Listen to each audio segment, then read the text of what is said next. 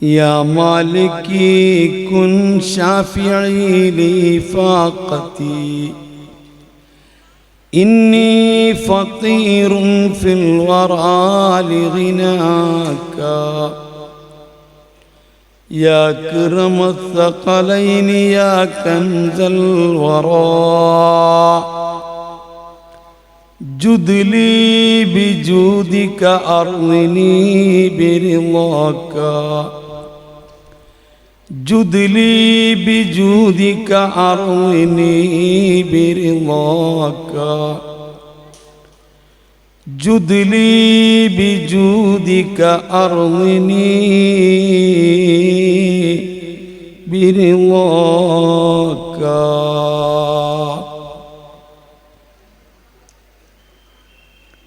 ആദരണീയരായ പണ്ഡിതന്മാരെ, കാരണവന്മാരെ, മാന്യ മുസ്ലിം സഹോദര സഹോദരികളെ, അല്ലാഹു സുബ്ഹാനഹു വ തആല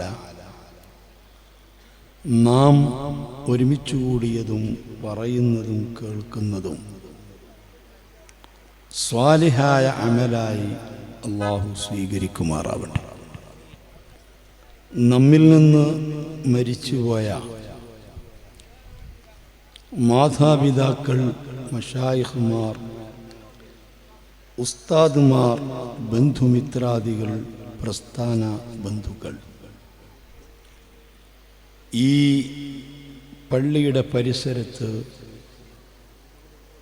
മറവ് ചെയ്യപ്പെട്ട് കിടക്കുന്ന മുഅ്മിനീങ്ങൾ, മുഅ്മിനാത്തുകൾ എല്ലാവരുടെയും ബർസഖിയായ ജീവിതം അല്ലാഹു സന്തോഷിപ്പിക്കുമാറാകട്ടെ. ഈ പള്ളിയുടെ ചാരത്ത് അന്ത്യവിശ്രമം കൊള്ളുന്ന ശുഹദാക്കൾ, മറ്റു മഹാന്മാർ,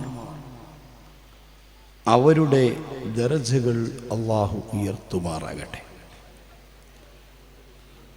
ഈ ഉറൂസിനോട് അനുബന്ധിച്ച് നാം ചെയ്യുന്ന എല്ലാ സൽക്കർമ്മങ്ങളുടെയും മിസിൽ സവാബ് അവരിലേക്ക് ഹദിയയായി നമ്മിൽ നിന്ന് അല്ലാഹു എത്തിച്ചു കൊടുക്കുമാറാവട്ടെ. ഇരു വീട്ടിലും ഈ മഹത്തുക്കളുടെ മദദും പൊരുത്തവും ഗുരുത്വവും അല്ലാഹു നമുക്ക് നൽകുമാറാകട്ടെ. ഈ മഹല്ലത്തിൽ ദീനീ പ്രവർത്തനങ്ങൾക്ക് നേതൃത്വം നൽകുന്ന ഖതീബ് ഉസ്താദ് അഷ്റഫി, അതുപോലെ ദർസിന് നേതൃത്വം നൽകുന്ന മുദരിസ് ഉസ്താദ് അവറുകൾ, ഈ മഹല്ലത്തിൻ്റെ സാമൂഹ്യവും ആത്മീയവുമായ എല്ലാ പ്രവർത്തനങ്ങൾക്കും നേതൃത്വം നൽകുന്ന മഹല്ല് ജമാഅത്ത് കമ്മിറ്റി ഭാരവാഹികൾ, ഈ മഹത്തായ ഉറൂസ് കമ്മിറ്റി,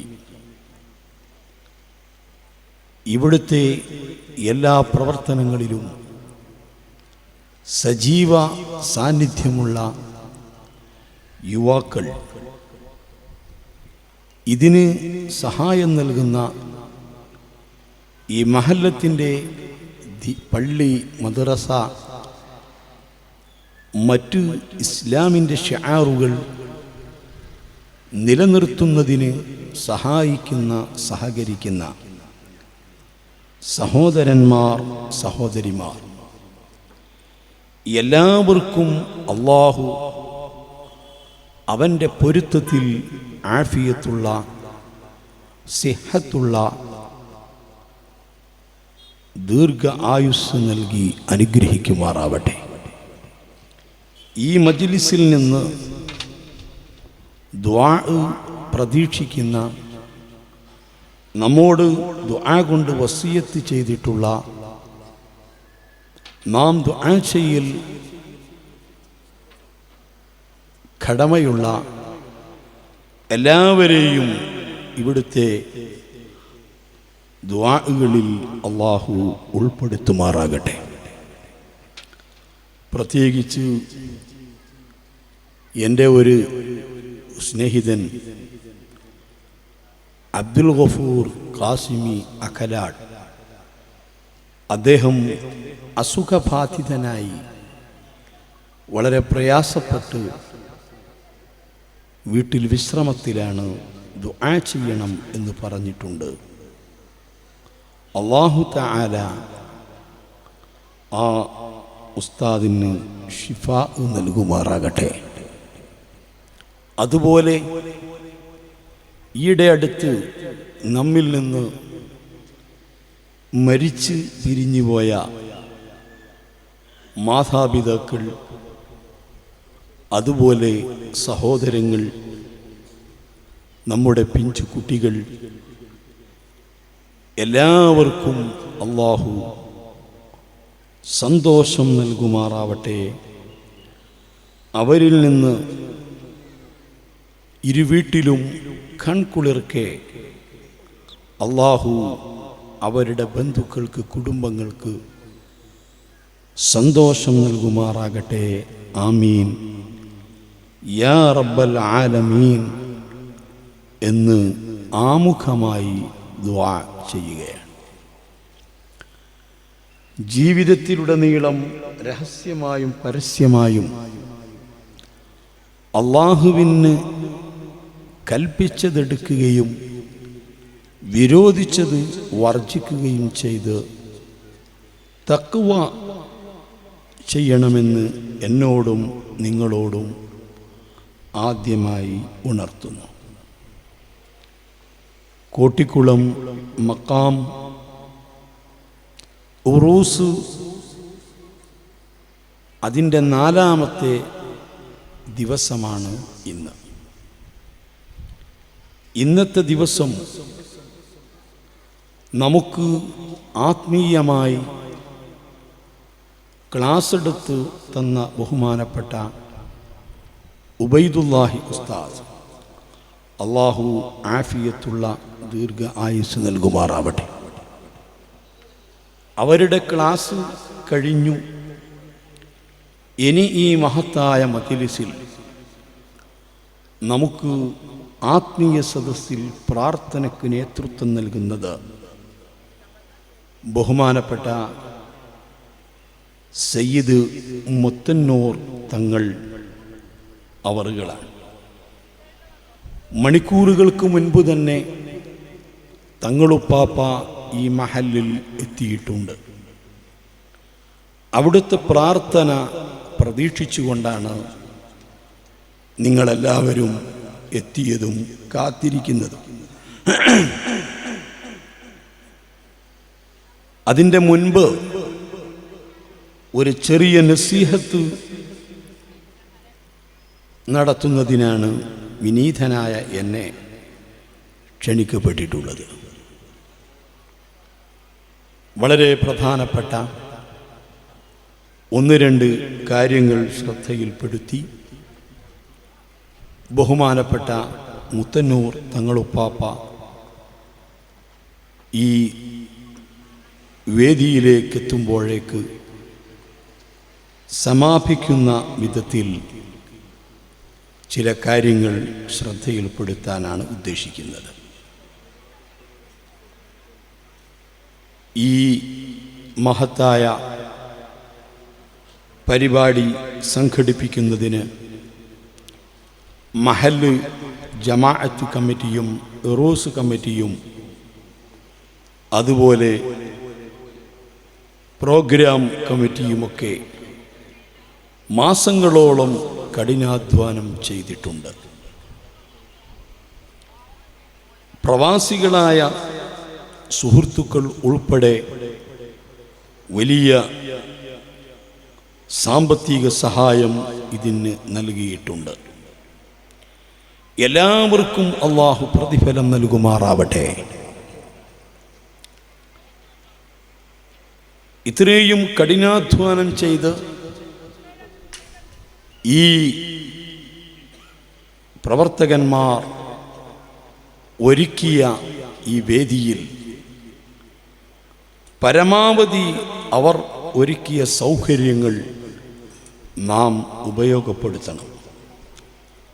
അത് അവരെ സന്തോഷിപ്പിക്കലും അവരോട് ചെയ്യുന്ന ഏറ്റവും വലിയ നന്ദിയുമാണ്. ഇത്രയും അധികം കസേരകളും സീറ്റുകളും ഒരുക്കിയ സ്ഥിതിക്ക് അവർ ഒരുക്കിയിട്ടുള്ള സൗകര്യങ്ങൾ നാം തിരസ്കരിച്ചാൽ ഈ മഹല്ല് ജമാഅത്തിനോടും ഇതിൻ്റെ പ്രവർത്തകരോടും നാം ചെയ്യുന്ന ഏറ്റവും വലിയ നന്ദികേടാണ്. അതുകൊണ്ട് അത്യാവശ്യത്തിന് പുറത്തു നിൽക്കൽ ആവശ്യമായിട്ടുള്ള വളണ്ടിയർമാർ ഒഴിച്ച് അവർക്കും ഇവിടെ വന്നിരിക്കാം. അല്ലാത്ത എല്ലാ സഹോദരന്മാരും സഹോദരിമാരും അവർക്ക് നിശ്ചയിക്കപ്പെട്ട ഈ വേദിയിൽ വന്നിരിക്കണം എന്ന് ഞാൻ ഓർമ്മപ്പെടുത്തുകയാണ്. പ്രസംഗിക്കുന്ന എന്നെ സംബന്ധിച്ചിടത്തോളം ആളുകൾ ഉണ്ടെങ്കിലും ഇല്ലെങ്കിലും ശ്രദ്ധിച്ചാലും ഇല്ലെങ്കിലും ഉദ്ദേശിച്ച കാര്യങ്ങളൊക്കെ പറയും. 37 വർഷമായി പ്രഭാഷണം തുടങ്ങിയിട്ട് ഈ കാലയളവിൽ അള്ളാഹു നൽകിയ മഹത്തായ ഫضല് കൊണ്ട് വലിയ ജനസദസ്സിൽ ജനങ്ങൾ ഒരുമിച്ച് കൂടിയ സ്ഥലത്ത് മാത്രമേ പ്രസംഗിക്കൂ സംസാരിക്കൂ എന്ന നിർബന്ധമൊന്നുമില്ല. വളരെ വലിയ സ്പീക്കർ സെറ്റിലും മൈക്കിലും മാത്രമേ സംസാരിക്കൂ, അങ്ങനെയും നിർബന്ധമില്ല. വളരെ ചെറിയ തോതിൽ ആളുകൾക്ക് കേൾക്കാനും ശ്രദ്ധിക്കാനും സൗകര്യമാകും വിധത്തിൽ നമ്മെക്കൊണ്ട് കഴിയുന്നത് പോലെ അള്ളാഹുവിൻ്റെ വജ്ഹും പൊരുത്തവും ഉദ്ദേശിച്ച് ഒരു ദീനീ ഖിദ്മ എന്ന രൂപത്തിൽ ചില കാര്യങ്ങൾ പറയുക. അതുകൊണ്ട് ഫലം ചെയ്യുന്നത് അള്ളാഹുവാണ്, ചെയ്യാതിരിക്കുന്നതും അള്ളാഹുവാണ്. ഹിദായത്ത് സൃഷ്ടിക്കുന്നത് അള്ളാഹുവാണ്, വലാലത്തിലേക്ക് മനുഷ്യനെ നയിക്കുന്നതും അള്ളാഹുവാണ്. എല്ലാം അള്ളാഹുവാണ് എന്ന് വിശ്വസിക്കുന്നവരാണ് മുസ്ലിമീങ്ങൾ. യുളില്ലു ബിഹി കസീറൻ വയഹ്ദി ബിഹി കസീറ വമാ യുളില്ലു ബിഹി ഇല്ലൽ ഫാസിഖീൻ. വിശുദ്ധ ഖുർആൻ കൊണ്ട് ധാരാളം ആളുകളെ അല്ലാഹു നേർവഴിയിലേക്ക് എത്തിക്കുന്നു. അതേപോലെ വിശുദ്ധ ഖുർആൻ കൊണ്ട് തന്നെ ധാരാളം ആളുകളെ അവൻ വഴികേടിലേക്കും എത്തിക്കുന്നു. ആദം നബി അലൈഹിസ്സലാത്തു വസ്സലാം ഭൂമിയിൽ വന്നു ഏകദേശം ഒരു 12,000 കൊല്ലം മുമ്പ്. അത്രേ ആദം നബി അലൈഹിസ്സലാം ഭൂമിയിൽ വന്നിട്ടായിട്ടുള്ളൂ. ഈ 12,000 കൊല്ലത്തിൻ്റെ ഇടയിൽ ആദം നബി അലൈഹിസ്സലാത്തു വസ്സലാം തങ്ങൾ വന്നത് ഇന്ത്യയിലാണ്. കിഴക്കിൽ നിന്ന് പടിഞ്ഞാറോട്ടാണ് ആദം നബി നടന്നത്. അവിടുത്തെ ഭാര്യയായിരുന്ന ഹവ്വാ ബീവി പടിഞ്ഞാറിൽ നിന്ന് കിഴക്കോട്ടുമാണ് നടന്നത്. രണ്ടുപേരും ഒരിടത്ത് ഇറങ്ങിയതല്ല.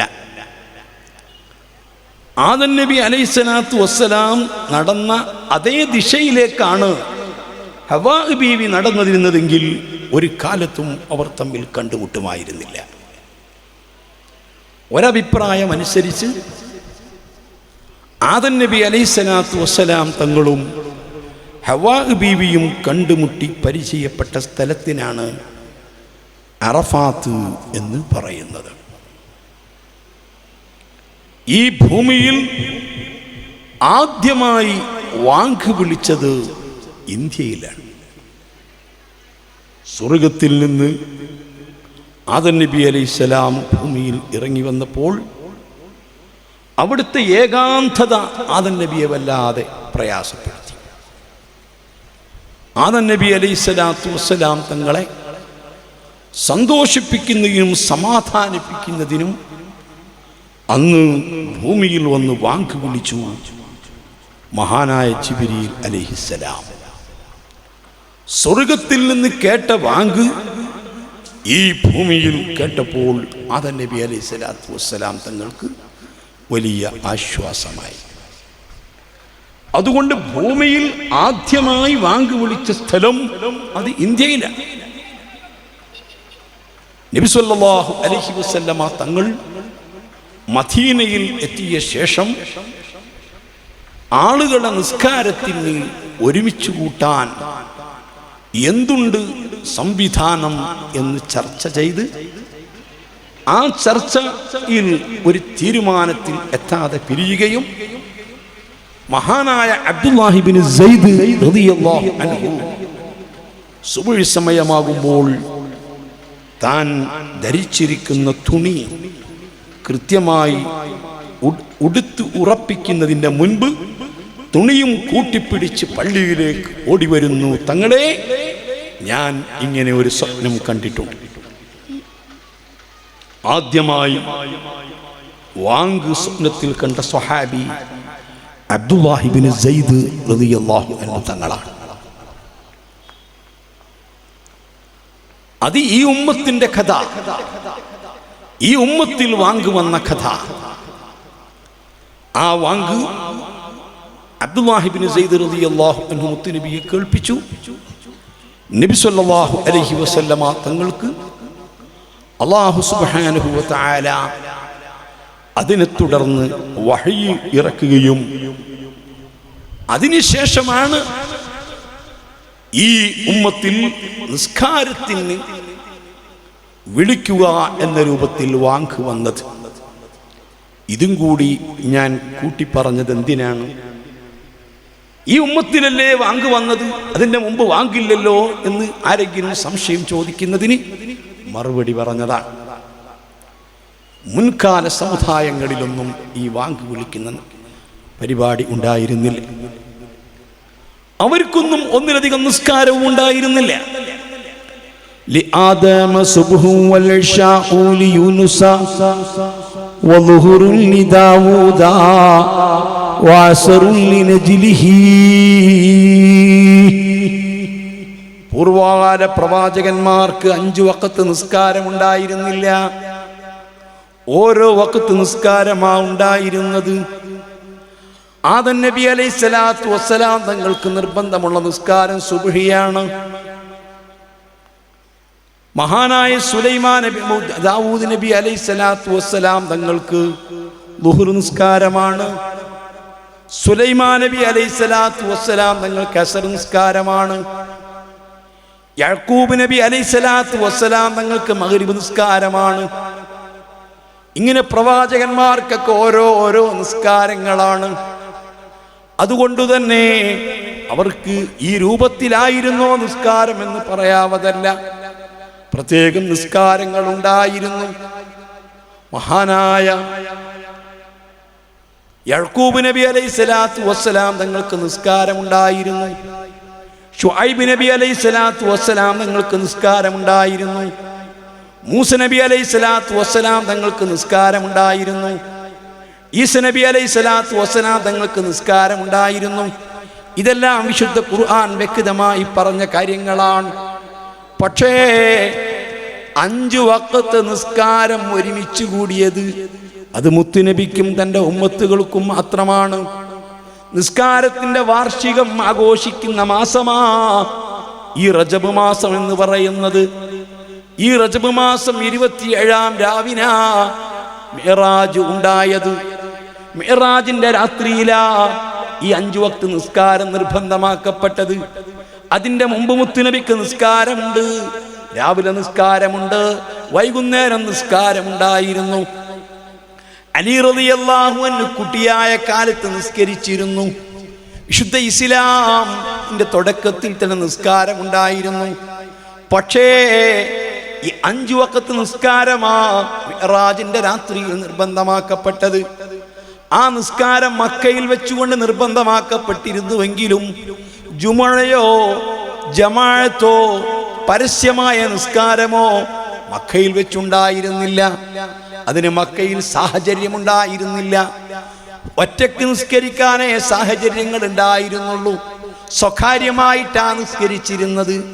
ആദരവായ മുത്തു മുഹമ്മദ് മുസ്തഫ സ്വല്ലല്ലാഹു അലൈഹി വസല്ലമ തങ്ങളെ കൊണ്ട് വിശ്വസിച്ച സ്വഹാബികള് പലപ്പോഴും നിസ്കരിക്കാൻ മലമുകളിലേക്ക് പോകലാ പതിവുണ്ടായിരുന്നത്. ഖുറൈശികൾ കാണരുത്, ശത്രുക്കൾ കാണരുത്, അവരറിയരുത് എന്ന് കരുതിയിട്ട് അതുകൊണ്ട് തന്നെ അന്ന് വാങ്ക് വിളിക്കലുണ്ടായിരുന്നില്ല. മഹാന്മാരായ സ്വഹാബാക്കളൊന്ന് സ്വസ്ഥമായിട്ട് ശ്വാസം വിട്ടത്, അവർ പരസ്പരം കാണുമ്പോഴൊന്ന് സലാം പറഞ്ഞത്, അവർ പരസ്പരം കാണുമ്പോഴൊന്ന് കുശലങ്ങൾ അന്വേഷിച്ചത്, അവർ പരസ്യമായിട്ട് നിസ്കരിക്കാൻ തുടങ്ങിയത്, അവർ പരസ്യമായിട്ട് ഇസ്ലാമിന്റെ ശിആറുകൾ വെളിവാക്കാൻ തുടങ്ങിയത്, അവർക്കൊരു സമാധാനം കിട്ടിയത് മദീനയിലെത്തിയ ശേഷമാ. അതുകൊണ്ട് ആ മദീനയിലെത്തിയ ശേഷമാണ് വാങ്ക് വിളിക്കലുണ്ടായത്. ഇസ്ലാമിന്റെ വലിയ ശിആറാണല്ലോ വാങ്ക് വിളിക്കല്. ഒരു നാട്ടിലെ ആളുകൾ തീരെ വാങ്ക് വിളിക്കുന്നില്ലെങ്കിൽ, അവിടെ വാങ്ക് നടക്കുന്നില്ലെങ്കിൽ, ഇസ്ലാമിക ഭരണമാ നടക്കുന്ന രാജ്യമെങ്കിൽ അവിടുത്തെ ഭരണാധികാരി ആ നാട്ടുകാരോട് വാങ്ക് വിളിക്കാൻ വേണ്ടി നിർബന്ധിക്കണം. നിർബന്ധിച്ചിട്ട് വാങ്ക് വിളിക്കുന്നില്ലെങ്കിലോ അവരോട് യുദ്ധം ചെയ്യണം.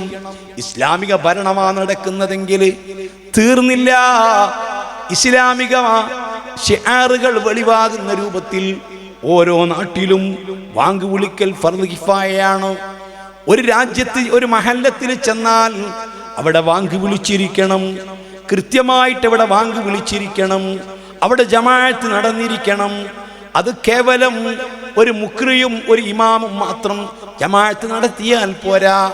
ഇവിടെ മുസ്ലിമീങ്ങൾ തിങ്ങി താമസിക്കുന്ന സ്ഥലമാ, ധാരാളം മുസ്ലിമീങ്ങളുള്ള സ്ഥലമാ എന്ന് ബോധ്യമാകുന്ന രൂപത്തിൽ നിസ്കാരത്തിലെ ജമാഅത്തും വാങ്ക് വിളിയും നടക്കൽ ആ മഹല്ലത്തിൽ പ്രായപൂർത്തി എത്തിയിട്ടുള്ള ഓരോ പുരുഷന്റെയും ബാധ്യതയാണ്. ആരും അങ്ങനെ ചെയ്യുന്നില്ലെങ്കിലോ ആ മഹല്ലത്തിൽപ്പെട്ട എല്ലാ ആളുകളും കുറ്റക്കാരാണ്. മഹല്ല് ജമാഅത്ത് കമ്മിറ്റി മാത്രമല്ല, ഖാദിയാര് മാത്രമല്ല, ഖതീബ് മാത്രമല്ല, മുഖ്രി മാത്രമല്ല, ഇമാമ് മാത്രമല്ല, എല്ലാ പുരുഷന്മാരും അതിന് കുറ്റവാളിയാണ്, ഉത്തരവാദിത്തമുള്ളവരാണ് എന്നൊക്കെ ഞാൻ സാന്ദർഭികമായി പറഞ്ഞതാണ്. ഇരിക്കട്ടെ, ആദം നബി അലൈഹിസ്സലാത്തു വസ്സലാം തങ്ങള് ഈ ഭൂമിയിൽ വന്നു. ഈ ഭൂമിയിൽ വന്നപ്പോൾ ആദം നബി അലൈഹിസ്സലാത്തു വസ്സലാം തങ്ങള് വാങ്ക് കേട്ടുകൊണ്ടാണ് അവിടെ നിന്ന് സമാധാനം കിട്ടിയത്.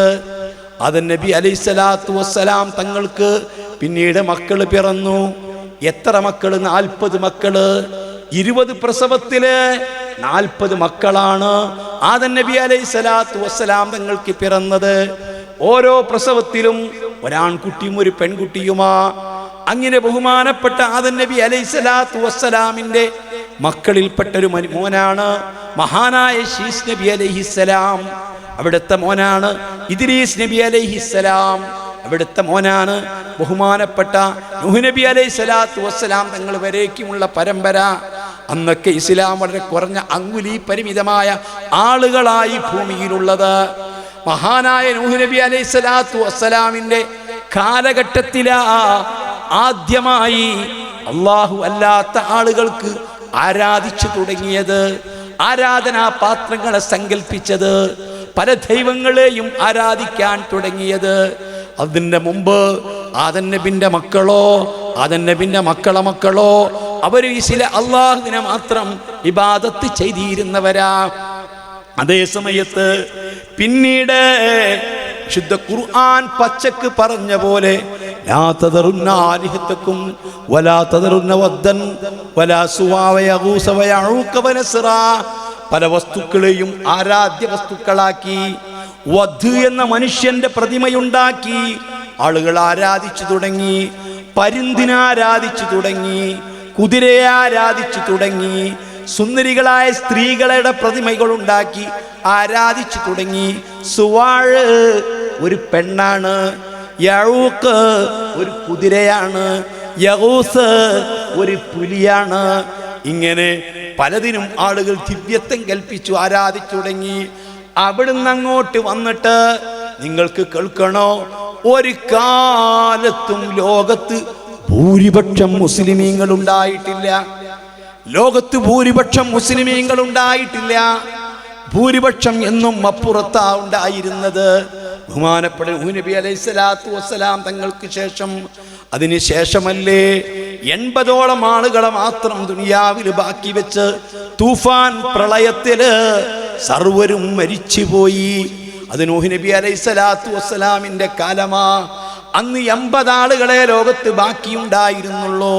നൂഹ് നബി അലൈഹിസ്സലാത്തു വസ്സലാമിന്റെ 4 മക്കളിൽ 3 മക്കളും മാത്രമല്ല, ആ കാലഘട്ടത്തിൽ നൂഹ് നബി അലൈഹിസ്സലാമിനെ കൊണ്ട് വിശ്വസിച്ച വിരലിലെണ്ണാവുന്ന മോമിനീങ്ങളും അങ്ങനെ 19 ആളുകൾ മാത്രം. പിന്നീട് ആളുകൾ വീണ്ടും പെരുകി, സമുദായങ്ങൾ പെരുകി. അങ്ങനെ സാമ്, ഹാമ്, യാഫസ് അവരെ മക്കളാ പിന്നെ ഭൂമിയിലുള്ള മനുഷ്യർ മുഴുവനും. സുബ്ഹാനല്ലാഹ്, സാമിന്റെ മക്കളാ ഒരു ബഹുമാനപ്പെട്ട സാം ഒരു പ്രവാചകരാ. സാമിന്റെ മക്കളാ അറബികൾ മുഴുവനും. ഹാമിന്റെ മക്കളാ ദക്ഷിണാഫ്രിക്കയിലുള്ള ആളുകൾ മുഴുവനും. അതുപോലെ തന്നെ യാഫസിന്റെ മക്കളാ പടിഞ്ഞാറ് ഭാഗത്തുണ്ടായിരുന്നവര്. ഇങ്ങനെ പിൽക്കാലത്ത് ജനങ്ങൾ കൂടിയപ്പോ എല്ലാ കാലത്തും അല്ലാഹുവിനെ ഇബാദത്ത് ചെയ്യുന്നവർ കുറവും സത്യവിശ്വാസികൾ കുറവും ഒരു കാലത്തും ലോകത്ത് ഭൂരിപക്ഷം മുസ്ലിമീങ്ങൾ പിന്നെ ഉണ്ടായിട്ടില്ല. യഹ്ദീ ബിഹി കസീറൻ വയഹ്ദീ ബിഹി കസീറാ വമാ യുളില്ലു ബിഹി ഇല്ലൽ ഫാസിഖീൻ. അപ്പൊ അല്ലാഹുവാണ് എല്ലാവർക്കും ദലാലത്ത് സൃഷ്ടിക്കുന്നതും ഹിദായത്ത് സൃഷ്ടിക്കുന്നതും നേർവഴി കൊടുക്കുന്നതും എല്ലാം അല്ലാഹുവാണ്. ഇതാണ് നമ്മൾ വിശ്വസിക്കുന്ന വിശ്വാസം. അപ്പോ ഒരാള് ഉപദേശിച്ച് നന്നായി, അല്ലാഹു നന്നാക്കി. ഒരാൾ എത്ര ഉപദേശിച്ചു നന്നായില്ല, അല്ലാഹു നന്നാക്കിയില്ല. അത്രയും. ഓ, എൻ്റെ ഒരൊറ്റ പ്രവർത്തനം കൊണ്ടാണ് ആളുകളൊക്കെ ആയി നന്നായത്, അങ്ങനല്ല. ആരെല്ലാം ലോകത്ത് ഹിദായത്തിലെത്തിയിട്ടുണ്ടോ, അൽ ഹിദായത്ത് അംറും മിൻ ലദൈ, അല്ലാഹു കൊടുത്തതാണ്. ആരെല്ലാം പിഴച്ചു പോയിട്ടുണ്ടോ, അല്ലാഹു അവരിൽ അങ്ങനെയാണ് ഉദ്ദേശിച്ചത്. എല്ലാം അല്ലാഹ്. ഇത് നമ്മൾ വിശ്വസിക്കണം. ഈ വിശ്വാസമാണ് മുഹമ്മദുർ റസൂലുള്ളാഹി സല്ലല്ലാഹു അലൈഹി വസല്ലമ തങ്ങൾ പഠിപ്പിച്ചത്, ലക്ഷക്കണക്കിന് സ്വഹാബികൾ പഠിപ്പിച്ചത്, താബിഈങ്ങൾ പഠിപ്പിച്ചത്, അഇമ്മത്ത് മുജ്തഹിദുകൾ പഠിപ്പിച്ചത്, വജ്ഹത്തുൽ ഇസ്ലാം അബൂ ഹാമിദ് ഗസാലി പഠിപ്പിച്ചത്, അബുൽ ഹസൻ അശ്അരി തങ്ങൾ പഠിപ്പിച്ചത് തുടങ്ങിയിട്ടുള്ള സർവ്വ ഇമാമീങ്ങളും നമ്മുടെ ഉസ്താദുമാർ അവരൊക്കെയും പഠിപ്പിച്ചത് അങ്ങനെയാണ്. അല്ലാഹുവാണ് സർവവും സൃഷ്ടിക്കുന്നത്. നിങ്ങൾ ഓർത്തു നോക്കൊരൊറ്റ ഉദാഹരണം. നിങ്ങൾ ഈ കടൽ ഇവിടെ അടുത്തല്ലേ?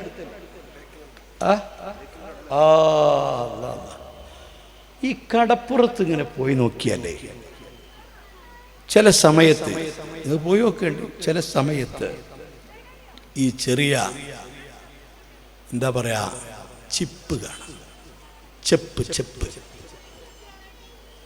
ഈ ഞങ്ങളുടെ നാട്ടിലൊക്കെ പറയാം, എന്താ പറയാ,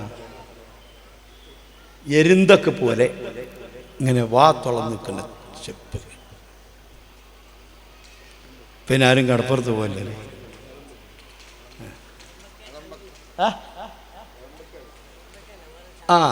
അപ്പം നല്ല മഴ പെയ്യുന്ന സമയത്ത് ഈ മഴത്തുള്ളി, കട്ടിയുള്ള മഴത്തുള്ളി വരും ചിലപ്പോൾ. ആ കട്ടിയുള്ള മഴത്തുള്ളി ചെപ്പിനകത്ത് തട്ടിയാൽ അതങ്ങ് അടയും,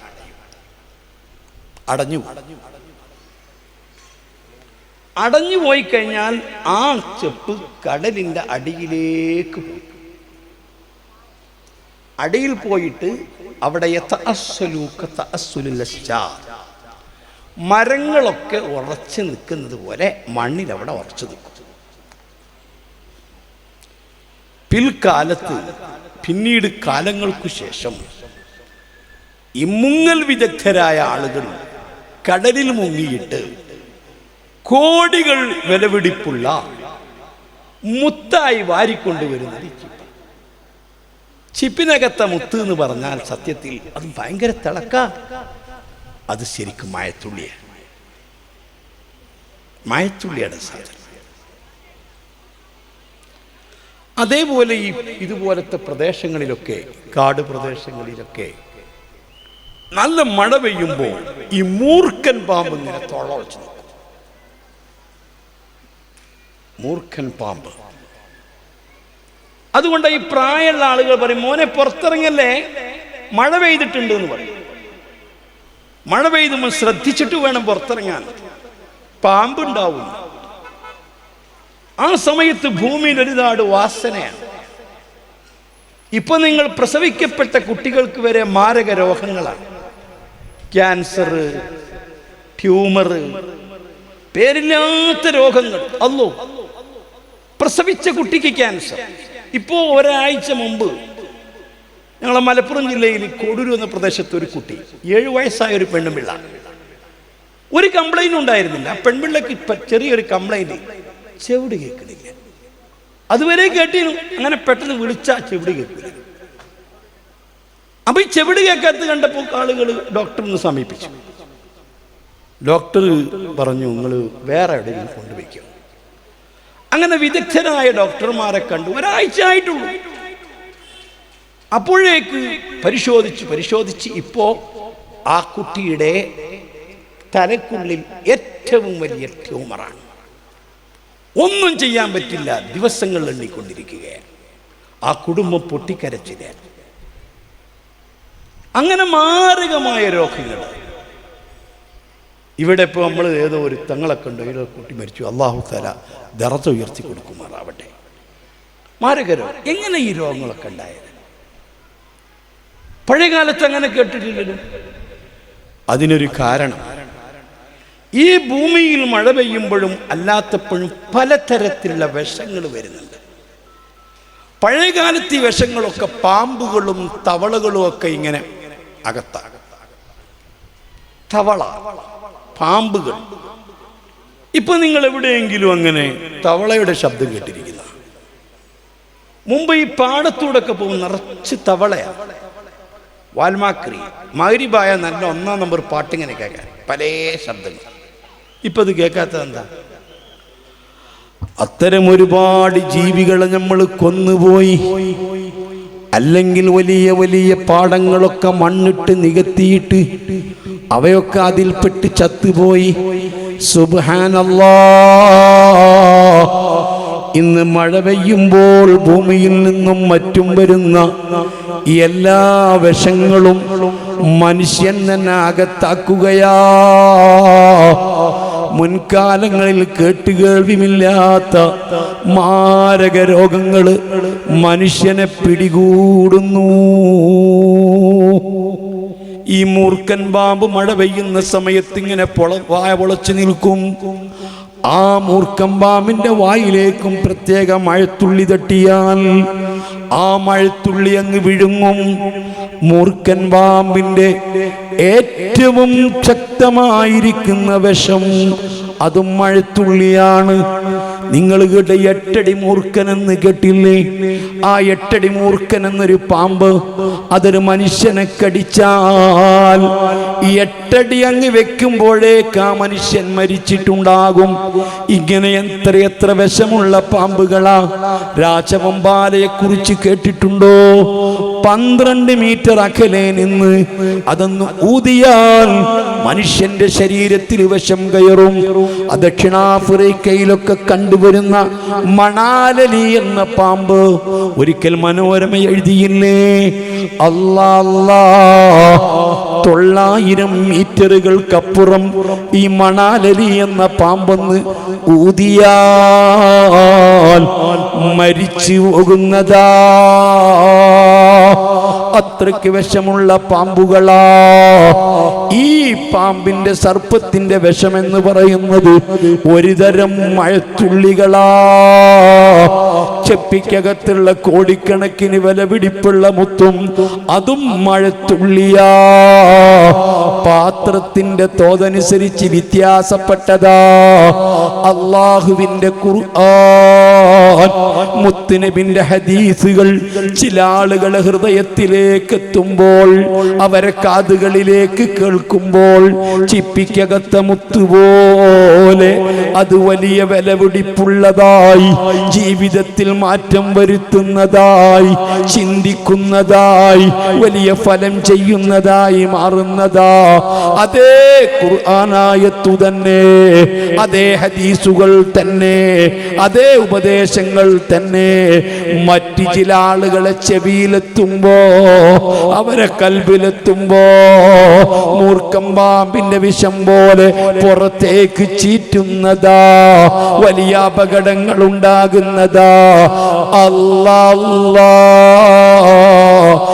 എല്ലാം അല്ലാഹു തന്നെയാ.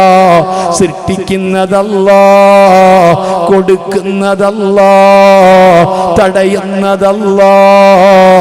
5 വഖ്ത് നിസ്കാരങ്ങൾക്ക് ശേഷം ഹബീബായ നബി സ്വല്ലല്ലാഹു അലൈഹി വസല്ലമ നമുക്കൊക്കെ ചൊല്ലാൻ പഠിപ്പിച്ചൊരു ദിക്റുണ്ടല്ലോ, അല്ലാഹുമ്മ ലാ മാനിഅ ലിമാ അഅ്തൈത വലാ മുഅ്തിയ ലിമാ മനഅത വലാ റാദ്ദ ലിമാ ഖദൈത വലാ യൻഫഉ ദൽ ജദ്ദി മിൻകൽ ജദ്ദ്.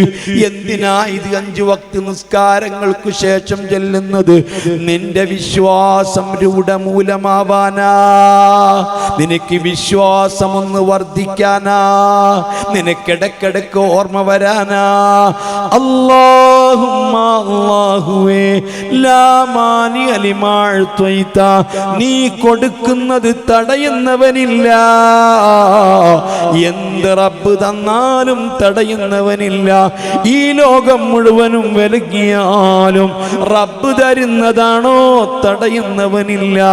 വലാ മുഅ്തിയ ലിമാ മനഅത, നീ തടഞ്ഞത് കൊടുക്കുന്നവനില്ല. ഒരാൾക്കും കൊടുക്കാൻ കഴിയില്ല. റബ്ബ് വേണ്ടെന്ന് വെച്ചാൽ ഒരാൾക്കും കൊടുക്കാൻ കഴിയില്ല. വലാ റാദ്ദ ലിമാ ഖദൈത, നീ വിധിച്ചത് തട്ടുന്നവനില്ല. ആർക്കും തട്ടാൻ കഴിയില്ല. ഈ ദിക്ർ ഞാൻ ചൊല്ലാറുണ്ട്, നിങ്ങളൊക്കെ ചൊല്ലാറുണ്ട്. 5 വഖ്ത് നിസ്കാരത്തിന്റെ പിറകെ ചെല്ലാറുണ്ട്. പക്ഷെ ഉൾക്കൊള്ളലുണ്ടോ? ഉറപ്പിക്കലുണ്ടോ? എനിക്ക് കിട്ടിയതല്ല, എന്റെ റബ്ബ് തന്നതാ. എനിക്ക് നഷ്ടപ്പെട്ടതല്ല, റബ്ബനിൽ നിന്ന് തിരിച്ചു വാങ്ങിയതാ എന്ന് ചിന്തിക്കലുണ്ടോ? വലാ യൻഫഉ ദൽ ജദ്ദി മിൻകൽ ജദ്ദ്. എത്ര ഐശ്വര്യമുള്ളവന്റെ സമ്പത്തുള്ളവന്റെ സമ്പത്തോ, പ്രതാപമുള്ളവന്റെ പ്രതാപമോ, ഐശ്വര്യമുള്ളവന്റെ ഐശ്വര്യമോ റബ്ബിന്റെ അടുത്ത് ഉപകരിക്കൂല. മഹാനായ ഉവൈസുൽ ഖറനി, അല്ലാഹ് റജബ് 3 ഉവൈസുൽ ഖറനി തങ്ങൾ ആണ്ടിന്റെ ദിവസമാ. താബീങ്ങളിൽ ഏറ്റവും ഖൈറായവരാ, സാഹിദീങ്ങളെ നേതാവാ. കാലച്ചെറുപ്പം മുതൽ തന്റെ പ്രിയപ്പെട്ട ഉമ്മക്ക് ഖിദ്മ ചെയ്തവരാ. പിൽക്കാലത്ത് ഉമറുൽ ഫാറൂഖ് തങ്ങളോട് മുത്ത് മുഹമ്മദ് മുസ്തഫ അവിടുന്ന് പ്രവചിച്ചതാ, ഉവൈസ് ഇബ്നു ആമിർ വരുമ്പോ നിങ്ങൾക്ക് വേണ്ടി ദുആ ചെയ്യിപ്പിച്ചോളൂ, നിങ്ങളെ പാപങ്ങൾ പുറത്ത് കിട്ടാൻ, ഹിദായത്ത് നിലനിന്ന് കിട്ടാൻ, നിങ്ങൾക്കുയരാൻ ഉവൈസ് ഇബ്നു ആമിറിനോട് നിങ്ങൾ ദുആ ചെയ്യിപ്പിച്ചോ എന്ന് പറഞ്ഞുകൊണ്ട് മുത്ത് മുഹമ്മദ് മുസ്തഫ ഉവൈസുൽ ഖർനി തങ്ങളെ തിരിച്ചറിയാനുള്ള അടയാളം പറഞ്ഞു കൊടുത്തതാ. ആ ഉവൈസുൽ ഖർനി തങ്ങൾ പിൽക്കാലത്ത് ഉമറുൽ ഫാറൂഖ് തിരിച്ചറിഞ്ഞെന്നറിഞ്ഞതോടുകൂടെ പിന്നെ ഒരാള് കണ്ടിട്ടില്ല. സിഫീൻ യുദ്ധത്തിൽ രക്തസാക്ഷിയായി കിടക്കുന്നതാണ് പിന്നീട് ഉവൈസുൽ ഖർനി തങ്ങളെ കണ്ടത്. അതാ ഇറാഖ് മുഴുവനും പരതിയിട്ട്, കൂഫ മുഴുവനും പരതിയിട്ട് ഹരിം ഇബ്നു ഹയ്യാൻ കണ്ടുപെട്ടില്ല. അവസാനം യൂഫ്രട്ടീസിന്റെ തീരത്ത് നട്ടുച്ച സമയത്ത് ഉടുത്ത മുണ്ടടിച്ചുകൊണ്ട് അതാരക്കിയിട്ട് ആ നനഞ്ഞ തുണി തന്നെ ഉടുത്തുകൊണ്ട് ഇരിക്കുന്ന ഉവൈസുൽ ഖർനിയെ കണ്ടപ്പോൾ അല്പം ഉപദേശം ചോദിച്ചപ്പോൾ അവിടുന്ന് പറഞ്ഞു കൊടുത്ത ദീർഘമായ ഒരു വഴതുണ്ട്. യൗമല യൻഫഉ മാലും വലാ ബനൂൻ യൗമല യുഗ്നി അൻ മൗലൻ അൻ മൗലൻ ശൈആ. ഒരാൾക്കും ഒന്നും ചെയ്തു കൊടുക്കാൻ കഴിയാത്ത, ഒരാളെ തൊട്ടും ഒന്നും ഐശ്വര്യമാക്കാൻ കഴിയാത്ത, ഒരു ഉപ്പയ്ക്കും മക്കൾക്കൊന്നും ചെയ്തു കൊടുക്കാൻ കഴിയാത്ത, ഒരു മക്കൾക്കും ഉപ്പയ്ക്കൊന്നും ചെയ്തു കൊടുക്കാൻ കഴിയാത്ത, ഒരു നേതാവിനും അനുയായികൾക്കൊന്നും ചെയ്തു കൊടുക്കാൻ കഴിയാത്ത, എൻ്റെ ഉപ്പ എന്നെ കണ്ടിരുന്നില്ലെങ്കിൽ, എൻ്റെ മക്കൾ എന്നെ കണ്ടിരുന്നില്ലെങ്കിൽ, എൻ്റെ കൂട്ടുകാരൻ എന്നെ കണ്ടിരുന്നില്ലെങ്കിൽ എന്നും പറഞ്ഞോടുന്ന ദിവസമാ. അല്ലാ അല്ലാ, അങ്ങനത്തെ ഒരു ദിവസം വരുമ്പോൾ ഒരാൾക്കും ഒന്നും തന്നെ ഒരൈശ്വര്യവും ഉപകരിക്കൂല, ഒരു സമ്പത്തും ഉപകരിക്കൂല, ഒരു പ്രതാപവും ഉപകരിക്കൂല, ഒരു സ്ഥാനവും ഉപകരിക്കൂല എന്നല്ലേ നമ്മളൊക്കെ 5 വഖത്ത് നിസ്കാരങ്ങൾക്ക് ശേഷം പറയുന്ന ദിക്ർ. ഇതൊന്ന് ഉടമൂലമാവാനാ റബ്ബ് കണക്കാക്കിയത് സംഭവിക്കാതിരിക്കൂല. അത് കണക്കാക്കിയ സമയത്ത് സംഭവിക്കാതിരിക്കൂല. നിങ്ങൾ കേട്ടില്ലേ ചരിത്ര ശദ്ദാദ് ഇബ്നു ഔസ് അല്ലാഹ് ലോകത്ത് ആദ്യമായി പടച്ച റബ്ബിന്റെ സ്വർഗത്തിന് റിബല് സ്വർഗമുണ്ടാക്കിയതാ. അല്ലാഹുവിന്റെ സ്വർഗത്തിലുള്ള സൗകര്യങ്ങൾ കേട്ടപ്പോൾ, മണിമാളികകൾ കേട്ടപ്പോൾ, ആ സ്വർഗത്തിലെ അത്ഭുതങ്ങൾ കേട്ടപ്പോൾ ഞാൻ പണിയാമെന്ന് പറഞ്ഞുകൊണ്ട് 20 കൊല്ലം കൊണ്ട് അല്ലാഹ് 300ഓളം പണിക്കാരെ വെച്ചുകൊണ്ട് കോടികൾ ചെലവഴിച്ചിട്ട് സ്വർഗം പണിത മുതലാളിയാ. ആ സ്വർഗത്തിന്റെ ഉദ്ഘാടന ദിവസം നിശ്ചയിക്കപ്പെട്ടു. എന്തൊക്കെ സൗകര്യങ്ങളാ! സുബ്ഹാനല്ലാഹ്. ആ സ്വർഗത്തിന്റെ ഉദ്ഘാടനം നിശ്ചയിച്ചിട്ട് ഉദ്ഘാടനത്തിന് വേണ്ടി സ്വർഗത്തിന്റെ ഗേറ്റ് അങ്ങ് തുറക്കുമ്പോ അസ്റായീൽ പിടിച്ചതാ. കാലപ്പുറത്തേക്കെടുത്ത് വെക്കാൻ കഴിഞ്ഞില്ല. അല്ലാഹു കണക്കാക്കിയത് കൃത്യമായിട്ട് സംഭവിക്കും, അതിൽ തർക്കമില്ല. ഒരൊറ്റ സംഭവം ഞാൻ പറഞ്ഞോട്ടെ. മഹാനായ ഇബ്നു അബ്ബാസ് റളിയല്ലാഹു അൻഹു തങ്ങളെ തൊട്ട് സഅലബ എന്ന് പറയുന്ന മുഫസ്സിർ വലിയ പണ്ഡിതനല്ലേ, ഇമാം തിബിരി തന്റെ തഫ്സീർ തിബിരിയിൽ രേഖപ്പെടുത്തിയത് കാണാം. ഐനമാ തകൂനു യുദ്രിക്കുമുൽ മൗതു വലൗ കുൻതും ഫീ ബുറൂജിൻ മുശയ്യദാ. നിങ്ങൾ ഏത് ബുർജിലാണെങ്കിലും അല്ലാഹ് ദുബൈയിലെ ഏറ്റവും വലിയ ബുർജ് ഖലീഫ നിങ്ങൾ കണ്ടിട്ടില്ലേ?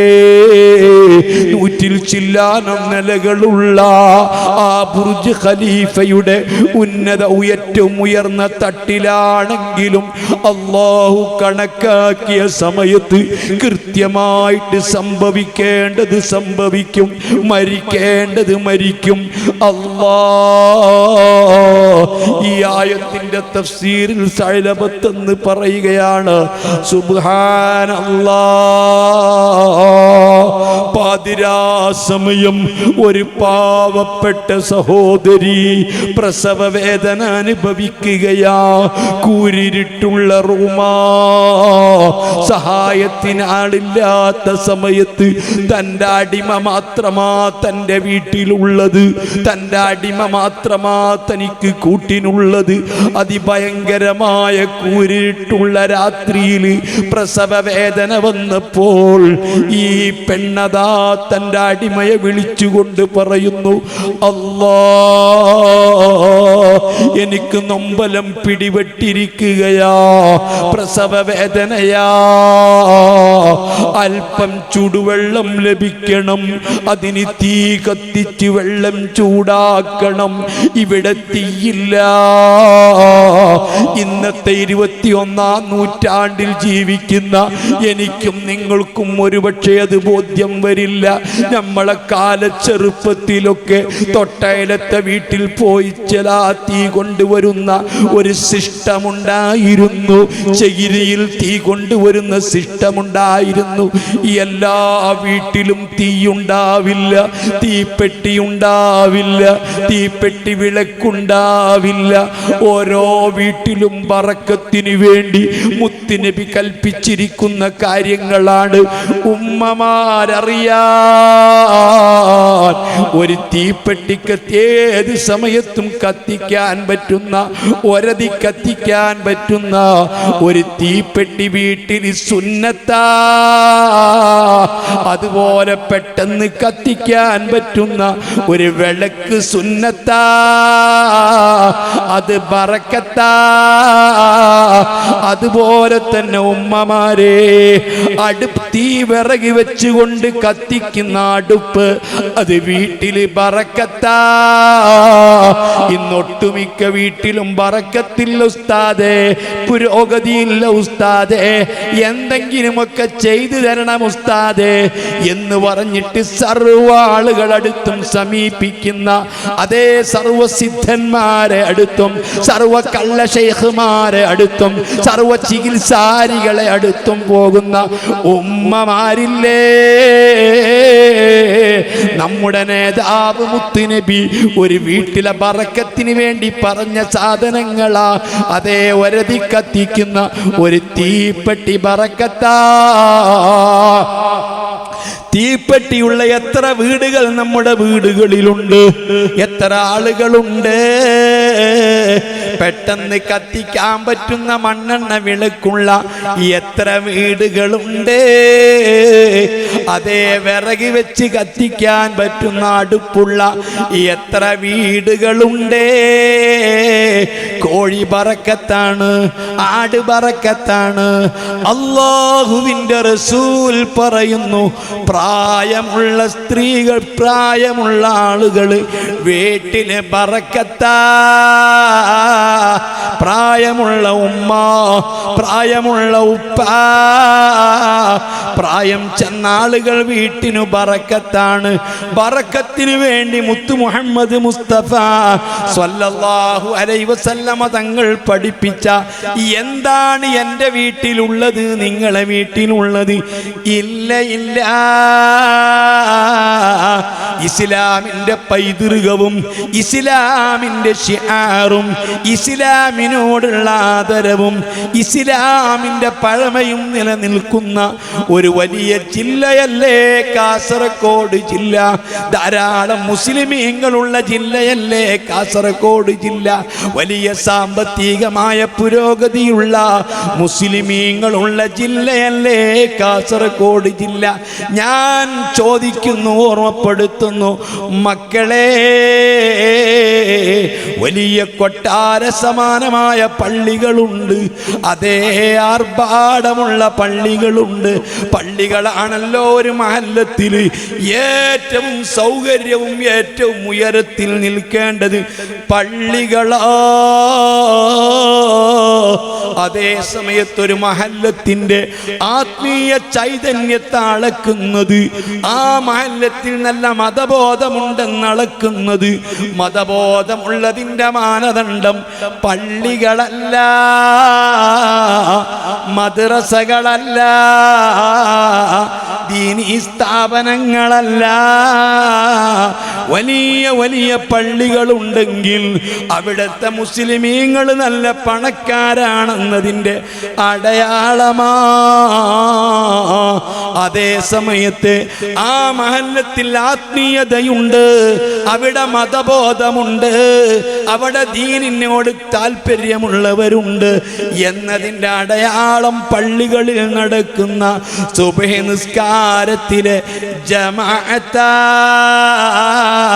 ഇമാം ഗസാലി എഴുതി വച്ചതാ. എന്നോട് അരിശം വേണ്ട, എന്നോട് ദേഷ്യം വേണ്ട, എന്നോട് വെറുപ്പ് വേണ്ട.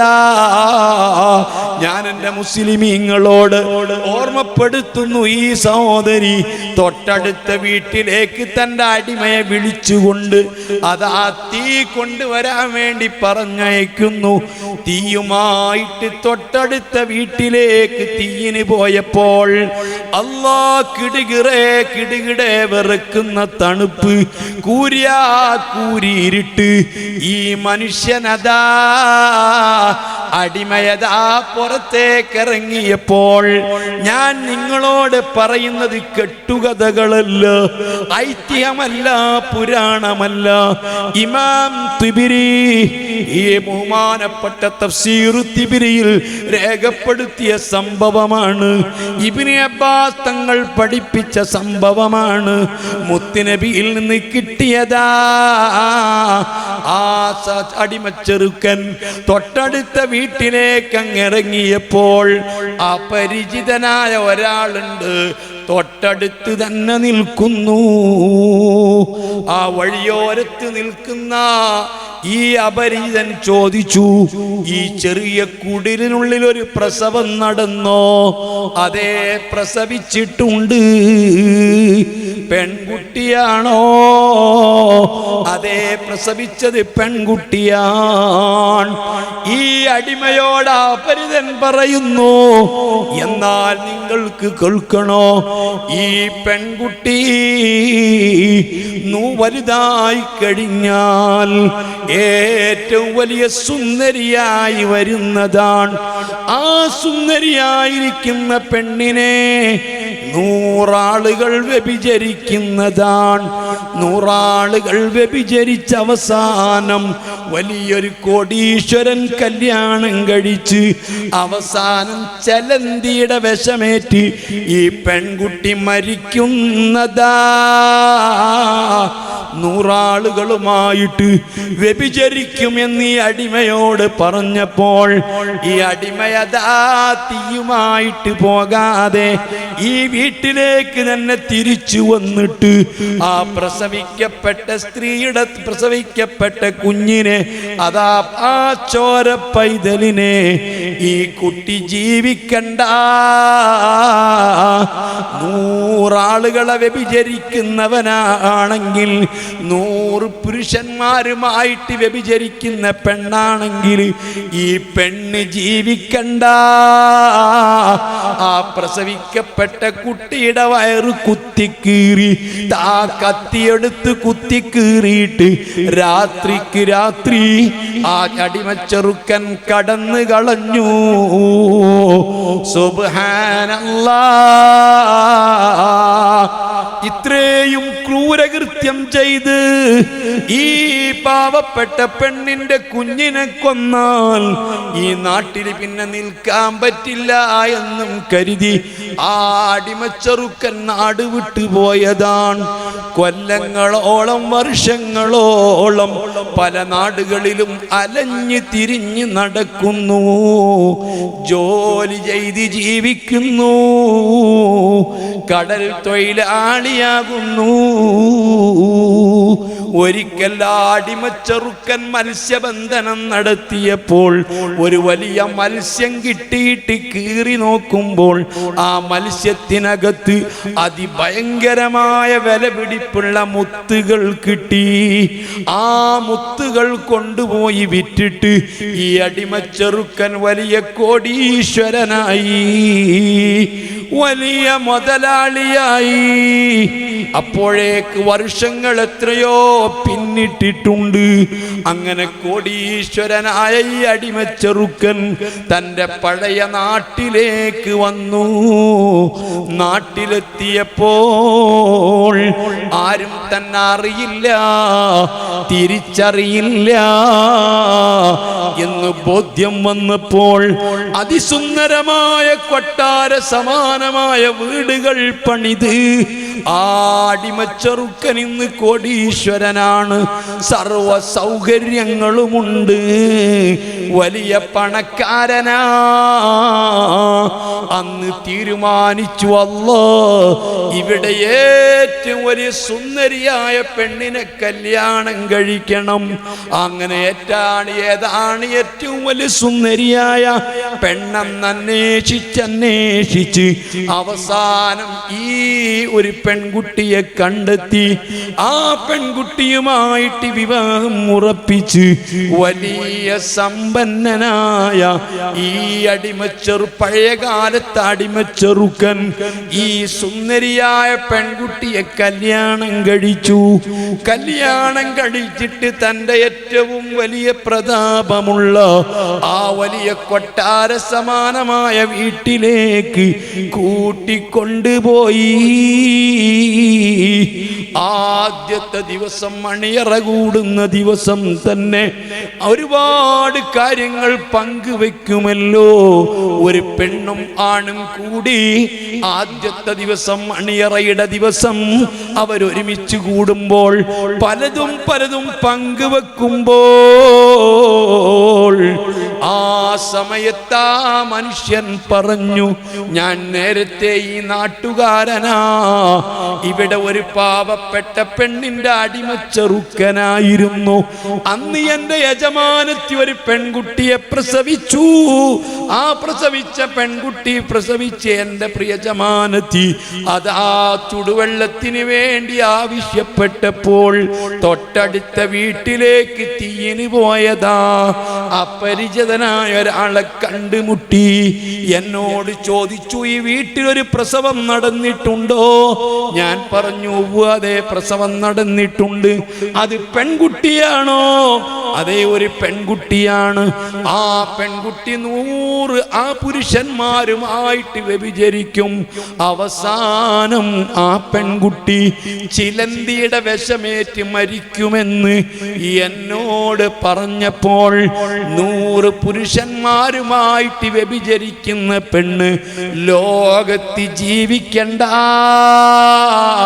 എന്ന് കരുതിയിട്ടൊരു കത്തിയെടുത്ത് വയറ് കുത്തിക്കീറി ഞാൻ നാട് വിട്ടതാ.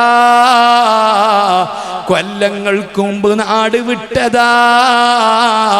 ഇന്നൊരുപാട് കാലം ജോലി ചെയ്ത് അലഞ്ഞു തിരിഞ്ഞു നടന്നതാ. അള്ളാഹു അനുഗ്രഹിച്ചിട്ട് ഇന്നെനിക്കിഷ്ടം പോലെ സമ്പത്തുണ്ട്, സൗകര്യങ്ങളുണ്ട്. ഏറ്റവും സുന്ദരിയായ പെണ്ണിനെ കല്യാണം കഴിക്കണമെന്ന് വെച്ചതാണ്. അങ്ങനെയാണ് നിന്നെ ഞാൻ കല്യാണം കഴിച്ചതെന്ന് ഈ പെണ്ണിനോട് പങ്കുവെച്ചപ്പോൾ ആ പെണ്ണ് തന്റെ വയറ് കാണിച്ചു കൊടുത്തു. അന്ന് കുത്തിക്കീറിയ പെൺകുട്ടി അത് ഞാനാ അടയാളം കാണിച്ചു കൊടുത്തു. സുബ്ഹാനല്ലാഹ്, അടയാളം കാണിച്ചു കൊടുത്തപ്പോൾ ഞാനാണ് ആ പെൺകുട്ടി. അപ്പോൾ ചോദിച്ചു, 100 പുരുഷന്മാരുമായി നീ വ്യഭിചരിച്ചിട്ടുണ്ടാകും. ആ സ്ത്രീ സത്യം പറഞ്ഞു. 100 ആളുകളാണോ? എനിക്കറിഞ്ഞുകൂടാ. കണ്ടമാനം ആളുകൾക്ക് ഞാൻ വ്യഭിചാരത്തിന് സൗകര്യപ്പെടുത്തി കൊടുത്തിട്ടുണ്ട്. പലരും എന്നെ വ്യഭിചരിച്ചിട്ടുണ്ട്. ഇന്ന് നിങ്ങൾ എന്നെ കെട്ടിയതാണ്.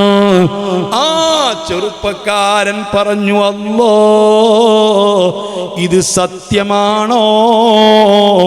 എങ്കിൽ ഒരു കാര്യം തീർച്ചയാണ്, നിന്നെ ചെലന്തി കടിച്ച് മരിക്കുമെന്നാ. അത് ഞാൻ അനുവദിക്കൂല. അത് സംഭവിക്കാൻ പറ്റൂല. അതിഭയങ്കരമായ സുരക്ഷയോടുകൂടി ഒന്നിനും പഴുതില്ലാതെ അതിസുന്ദരമായ റൂമുകൾ പണിയുന്നു. ഒന്നും അങ്ങോട്ട് കടക്കില്ല. ഈച്ച പോലും മുട്ട പോലും കടക്കാത്ത സൗകര്യമുള്ള സുന്ദരമായ വീട്ടിൽ റൂമിലിരുന്ന് ദിവസങ്ങൾ മാസങ്ങളോളം അവർ ജീവിക്കുന്നു. എല്ലാ സൗകര്യങ്ങളുമുണ്ട്. ഒന്നും സംഭവിക്കുന്നില്ല. ഒരാൾക്കും പ്രവേശനമില്ല. ഉറുമ്പ് പോലും വരില്ല. അത്രയ്ക്കും കൃത്യമായിട്ട് സൂക്ഷിച്ചുകൊണ്ട് റൂം വെച്ചതാ. ഒരു ദിവസം 2 പേരും ബെഡിൽ കിടക്കുമ്പോൾ അതാ തൻ്റെ വീട്ടിൻ്റെ മുകൾ ഭാഗത്ത് ഒരു ചിലന്തിയെ കാണുന്നു. ഈ ചിലന്തി തൻ്റെ ഘാതകനാ എന്ന് തിരിച്ചറിയുന്നു. അതുകൊണ്ട് എൻ്റെ മരണത്തിന് കാരണമാകുന്ന ഈ ചിലന്തിയെ ഞാൻ തന്നെ കൊല്ലുന്നു എന്നും പറഞ്ഞിട്ട് ആ ചിലന്തിയെ താഴേക്ക് തള്ളിയിട്ട് ഈ പെണ്ണെന്ത് ചെയ്തെന്നറിയുമോ? ആ താൻ ധരിച്ചിരിക്കുന്ന ചെരുപ്പ് കൊണ്ട് അങ്ങ് തല്ലിച്ചതച്ച് കൊന്നു. ആ ചിലന്തിയെ തല്ലിക്കൊല്ലുമ്പോൾ ഒരു ചെറിയ വിഷത്തിന്റെ അംശം തൻ്റെ തള്ളവിരലിൽ തട്ടിയിട്ട് അതങ്ങ് കയറിപ്പോയി. ദിവസങ്ങൾ കഴിഞ്ഞു. തൻ്റെ കാല് പഴുത്തു. അതിഭയങ്കരമായ വിഷം കൊണ്ട് തൻ്റെ കാല് പഴുത്ത് മുറിക്കേണ്ട സ്ഥിതിയെത്ത്. സുബ്ഹാനല്ലാഹ്, ആഴ്ചകൾ നീണ്ടു നിൽക്കുന്നതിൻ്റെ മുൻപ് ആ പെൺകുട്ടി മരിച്ചു പോയി. മഹാനരായ ഇബ്നു അബ്ബാസ് തങ്ങൾ പറയുന്നു, ഐനമാത കൂനു യുദ്രിക്കുമുൽ മൗതു വലൗ കുൻതും ഫീ ബുറൂജിൻ മുശയ്യദാ. എത്ര സുശക്തമായിരിക്കുന്ന കോട്ടയിലാണെങ്കിലും ബുർജിലാണെങ്കിലും റബ്ബ് നിശ്ചയിച്ച നിശ്ചയത്തിന് മാറ്റമില്ല.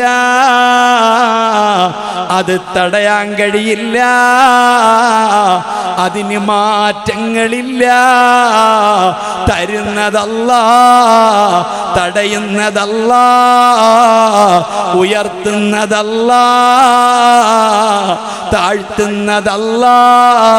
തുദില്ലു മൻ തശാ തുഇസ്സു മൻ തശാ. നീ ഉദ്ദേശിക്കുന്നവർക്ക് ഇസ്സത്ത് കൊടുക്കുന്നവനല്ലോ, ദില്ലത്ത് കൊടുക്കുന്നവനല്ലോ, വിജയിപ്പിക്കുന്നവനല്ലോ, പരാജയപ്പെടുത്തുന്നവനല്ലോ, എല്ലാം സൃഷ്ടിക്കുന്ന സൃഷ്ടാവ് അല്ലാഹ്. അഷ്റഫുൽ ഖൽഖ് റസൂലുള്ളാഹ്. എല്ലാം സൃഷ്ടിക്കുന്നതല്ലാഹ് എന്ന് വിശ്വസിക്കുന്നവരാണ് മുസ്ലിം. നിനക്കെന്തെങ്കിലും കിട്ടിയോ? അള്ളാഹു തന്നതാ. എന്തെങ്കിലും സംഭവിച്ചോ? അള്ളാഹു തആല സംഭവിപ്പിച്ചതാ. അഹ്ലുസുന്ന വൽ ജമാഅത്തിന്റെ വിശ്വാസം എന്താണെന്നറിയോ? നമ്മളൊക്കെ വിശ്വസിക്കുന്ന വിശ്വാസം എന്താണെന്നറിയോ? ഇമാം അബുൽ ഹസൻ അൽ അശ്അരി അവരുടെ വിശ്വാസമാണല്ലോ വിശ്വാസരംഗത്ത് അശ്അരി ത്വരീഖത്തുകാരാണ്. മഹാനായ അബൂ മൻസൂർ അൽ മാതുരിദി റളിയല്ലാഹു അൻഹു രണ്ടാമത് അംഗീകരിക്കപ്പെട്ട ഒരു ത്വരീഖത്താണ് വിശ്വാസശാസ്ത്രം. ഈ രണ്ട് ഇമാമിയങ്ങളിൽ നിന്ന് ഏതെങ്കിലും ഒരു ഇമാമിന്റെ നിലപാട് സ്വീകരിക്കാത്തവനാണ് മുബ്തദിഅ എന്ന് പറയുന്നത്. ഈ രണ്ടിൽ ഒരു ഇമാമിന്റെ നിലപാട് അംഗീകരിക്കണം. നമ്മുടെ സമസ്ത കേരള ജംഇയ്യത്തുൽ ഉലമ, മഹാനായ ശംസുൽ ഉലമ, മഹാനായ ശംസുൽ ഖുത്ബി മുഹമ്മദ് മുസ്ലിയ, മഹാനായ നമ്മുടെ PA ഉസ്താദ് നവ്വറല്ലാഹു മർക്കദ, നൂറുൽ ഉലമ നവ്വറല്ലാഹു മർക്കദ, സദഖത്തുള്ള മൗലവി നവ്വറല്ലാഹു മർക്കദ, കണ്ണിയത്ത് ഉസ്താദ് നവ്വറല്ലാഹു മർക്കദ, മഹാനായ താജുൽ ഉലമ നവ്വറല്ലാഹു മർക്കദ. ഈ പണ്ഡിതന്മാരും സദാത്തുക്കളും മുഴുവനും നമുക്ക് പഠിപ്പിച്ചത് കാസർഗോഡ് കാളിയായിരുന്ന മഹാനായ EK ഹസൻ മുസ്ലിയാർ നവ്വറല്ലാഹു മർക്കദ എന്താ പഠിപ്പിച്ചത്? ഈ രണ്ട് ഇമാമിങ്ങൾ മനുഷ്യൻ പ്രവർത്തിക്കുന്ന പ്രവർത്തനത്തിന്റെ സൃഷ്ടാവ് അല്ലാഹുവാണ്. എല്ലാം പടക്കുന്നത് അല്ലാഹുവാണ്. സൈദുദ്ദീൻ തത്താസാനി തന്റെ അഖായിദിൽ പറയുന്നത് കാണാം, അഫ്ആലുൽ ഇബാദി മഖ്ലൂഖത്തുൻ ലില്ലാഹ്. പ്രവൃത്തികളൊക്കെ അല്ലാഹു പടക്കുകയാണ്. വല്ലാഹു ഖലഖക്കും, അല്ലാഹ് നിങ്ങളെ പടച്ചു. നിങ്ങളെ അല്ലാഹ് പടച്ചു. ഇല്ലായ്മയിൽ നിന്ന് പടച്ചു, ശൂന്യതയിൽ നിന്ന് പടച്ചു. ശൂന്യതയിൽ നിന്ന് ആകാശം പടച്ചു, ശൂന്യതയിൽ നിന്ന് ഭൂമിയെ പടച്ചു. ഈ ലോകത്ത് കോടാനുകോടി നക്ഷത്രങ്ങളുണ്ട്. അന്നാ പതിരാക്ക് ആകാശത്തിലേക്ക് നോക്കിയാൽ എത്ര നക്ഷത്രങ്ങളാ! ആ നക്ഷത്രങ്ങളുടെ കൂട്ടത്തിൽ ഏറ്റവും ചെറിയ നക്ഷത്രമാണ് സൂര്യൻ എന്ന് പറയുന്നത്. ഭൂമിയേക്കാൾ 13 ലക്ഷം ഇരട്ടി വലിപ്പമുള്ള, 33 ലക്ഷം ഇരട്ടി ഭാരമുള്ള, 106 ലക്ഷം ഇരട്ടി വ്യാസമുള്ള, ഒരു സെക്കൻഡിൽ 5640 ലക്ഷം ടൺ ഹൈഡ്രജൻ, 5640 ലക്ഷം ടൺ ഹീലിയമായി മാറ്റിക്കൊണ്ടിരിക്കുന്ന സൂര്യൻ ഈ കാണുന്ന കോടാനക്കോടി നക്ഷത്രങ്ങളിൽ ഏറ്റവും ചെറുതാണ്. സൂര്യനെ പോലെ ചെറിയൊരു നക്ഷത്രം വേറെയില്ല. അത് ശൂന്യതയിൽ നിന്ന് അല്ലാഹു പടച്ചു. ഈ അണ്ടക്കടാഹങ്ങൾ മുഴുവനും പടച്ചു. ആ അല്ലാഹു പടച്ചതുപോലെ അള്ളാനെ നിങ്ങൾക്ക് ആർക്കറിയാം? ആരാ അള്ളാനെ പറ്റി പഠിച്ചത്? ആരാ അള്ളാനെ പറ്റി ചിന്തിക്കുന്നത്? ആ അല്ലാഹുവാണ് അവയെ പടച്ച പോലെ നമ്മുടെ പ്രവർത്തികൾ പടക്കുന്നത്. നമ്മളെ പ്രവർത്തികൾ അല്ലാഹു സൃഷ്ടിക്കുകയാണ്. പ്രസംഗിക്കുന്നതാരാ? പ്രസംഗം സൃഷ്ടിക്കുന്നതോ അല്ലാഹു തആല.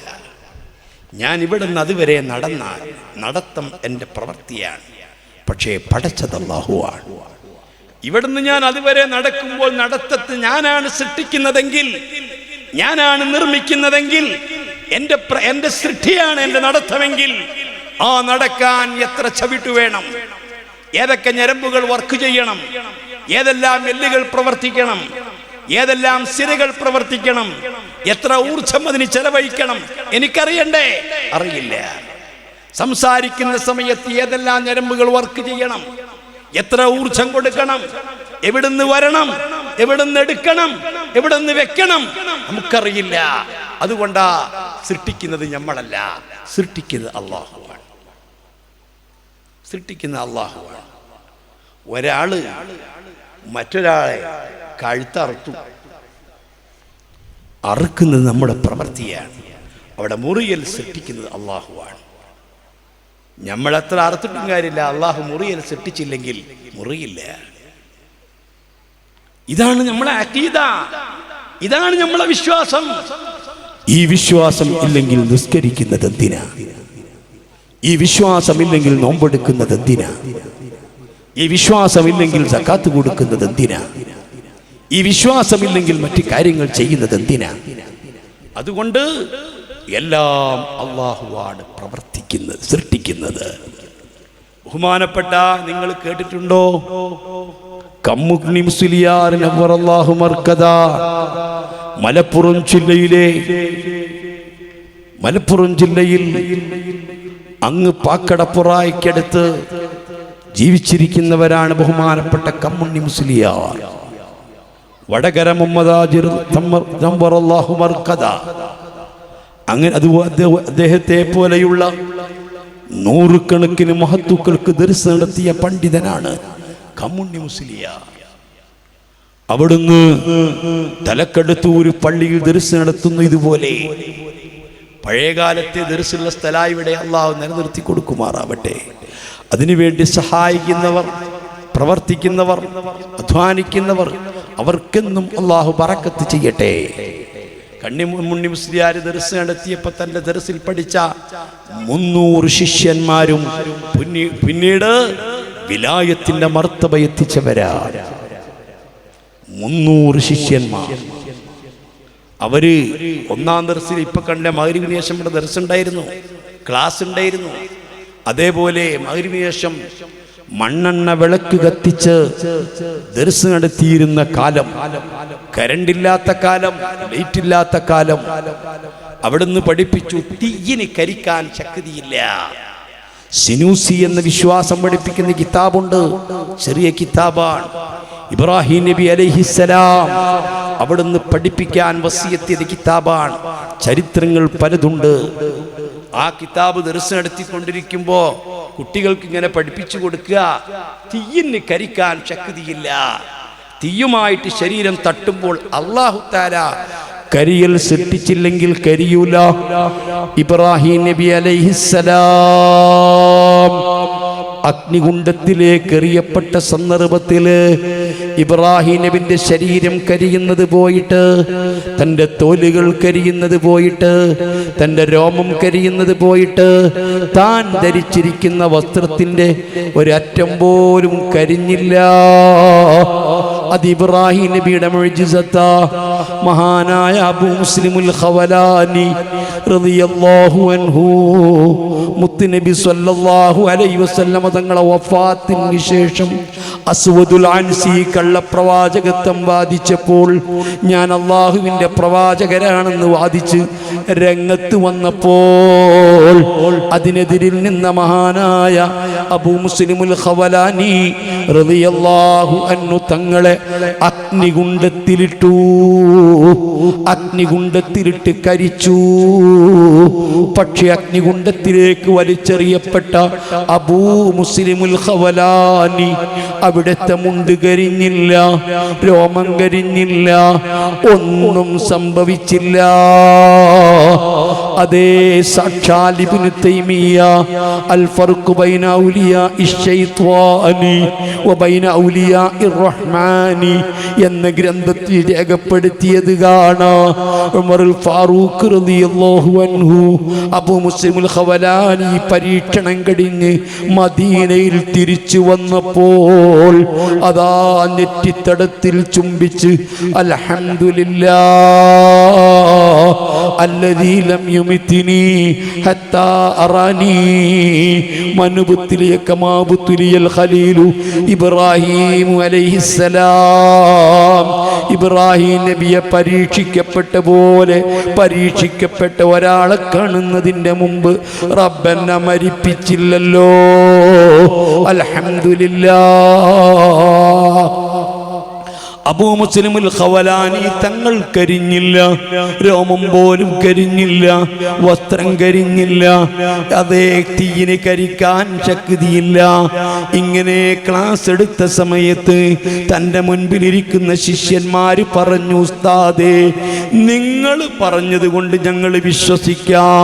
തീയിന് കരിക്കാൻ ശക്തിയില്ലെങ്കിൽ ഇക്കാലം വരെ ആരെങ്കിലും തീയ് തട്ടിയിട്ട് കൈയിട്ട് കരിയാതിരുന്നിട്ടുണ്ടോ? പൊള്ളലേൽക്കാതിരുന്നിട്ടുണ്ടോ എന്ന് ഒരാൾക്കെങ്കിലും തീയും ശരീരവും തമ്മിൽ തട്ടിയിട്ട് ഇലക്ട്രോണും പ്രോട്ടോണും തമ്മിൽ തട്ടിയിട്ട് അല്ലാ കരിയാതിരുന്നിട്ടുണ്ടോ എന്ന് ചോദിച്ചപ്പോൾ മഹാനായ കമ്മുണ്ണി മുസ്ലിയാര് കത്തിക്കൊണ്ടിരിക്കുന്ന വിളക്കിന്റെ കുപ്പി അങ്ങ് മാറ്റിയിട്ട് അതിന്റെ തിരി നന്നായി അങ്ങ് മേൽപോട്ടുയർത്തിയിട്ട് പാളി കത്തിക്കൊണ്ടിരിക്കുന്ന വിളക്കത്തേക്ക് തന്റെ വിരലങ്ങ് വെച്ചു കൊടുത്തു. മണിക്കൂറോളം തന്റെ വിരല് ആ തീയിൽ വെച്ചിട്ട് കരിഞ്ഞില്ല. തീയിനെ കരിക്കാൻ ശക്തിയില്ല. ആ സമയത്ത് റബ്ബ് കരിയൽ സൃഷ്ടിക്കണം. വെള്ളം കുടിച്ചത് കൊണ്ട് ദാഹം തീരൂല. ആ സമയത്ത് അല്ലാഹു സൃഷ്ടിച്ചിരിക്കണം. ഭക്ഷണം കഴിച്ചത് കൊണ്ട് വിശപ്പ് തീരൂല. ആ സമയത്ത് റബ്ബ് അങ്ങനെ സൃഷ്ടിക്കണം. എന്തിനാണ് ഞാൻ ഇതൊക്കെ പറയുന്നത്? നമ്മുടെ വിശ്വാസം ശരിയാവാതെ, അഖീദ ശരിയാവാതെ ഇബാദത്തിന് കൂലി കിട്ടൂല, ഇബാദത്ത് സഹിയാകൂല, നിസ്കാരം സഹിയാകൂല. നമ്മുടെ വിശ്വാസം എന്താണെന്നറിയണ്ടേ? നമുക്കെവിടെയാ മക്കളെ പരാജയം? നമുക്കെവിടെയാ മക്കളെ?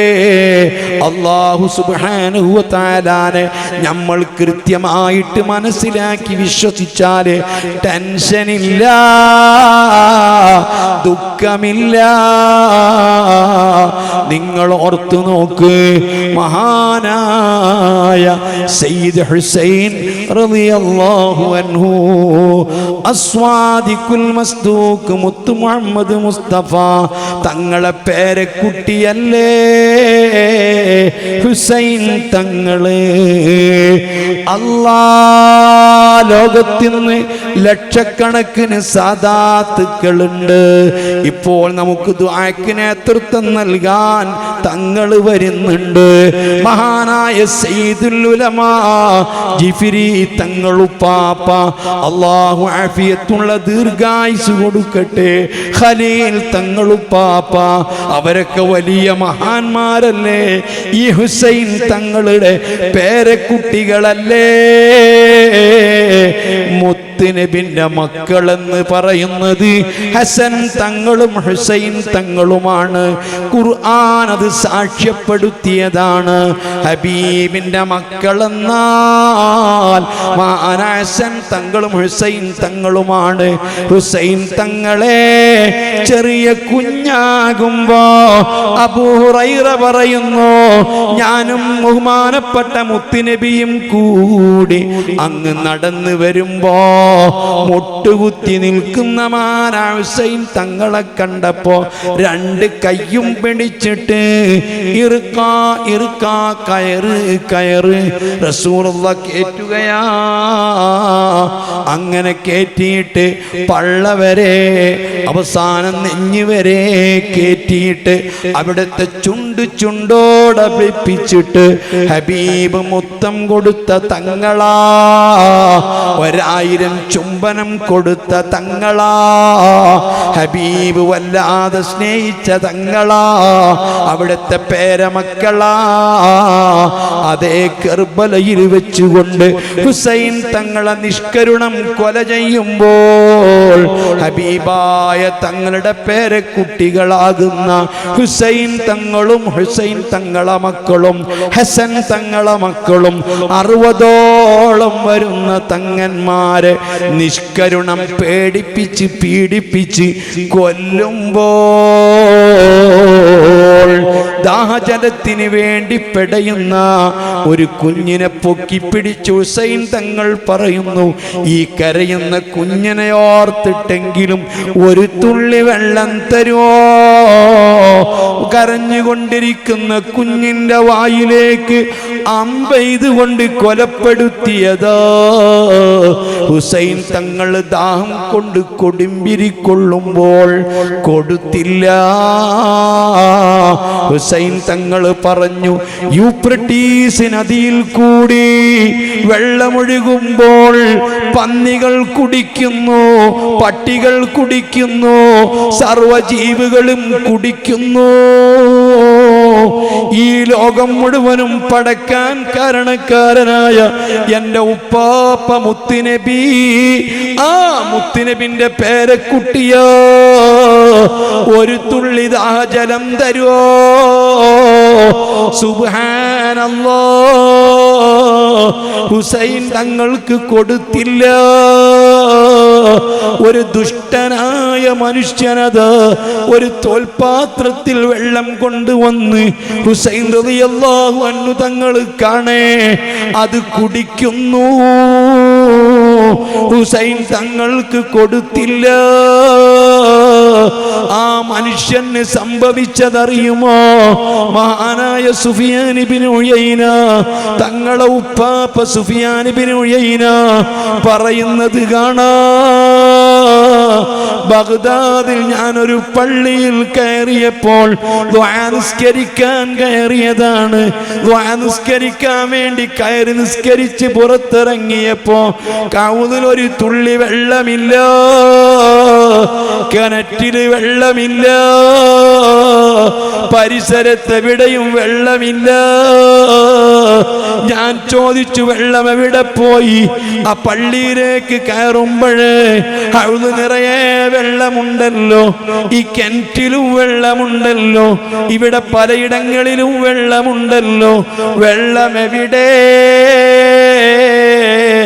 ആഖിർ സമാനിലെ മക്കളെ, സുഫിയാൻ ഇബ്നു ഉയൈന തങ്ങൾ പറയുന്നു, അപ്പോഴാണ് എന്നോട് പറഞ്ഞത്, ഇവിടെ ഞങ്ങളെ നാട്ടിലൊരു മനുഷ്യനുണ്ട്, എല്ലാ വെള്ളവും കുടിച്ച് തീർക്കലോ, ഹൗദ് മുഴുവനും കുടിച്ച് തീർക്കലോ,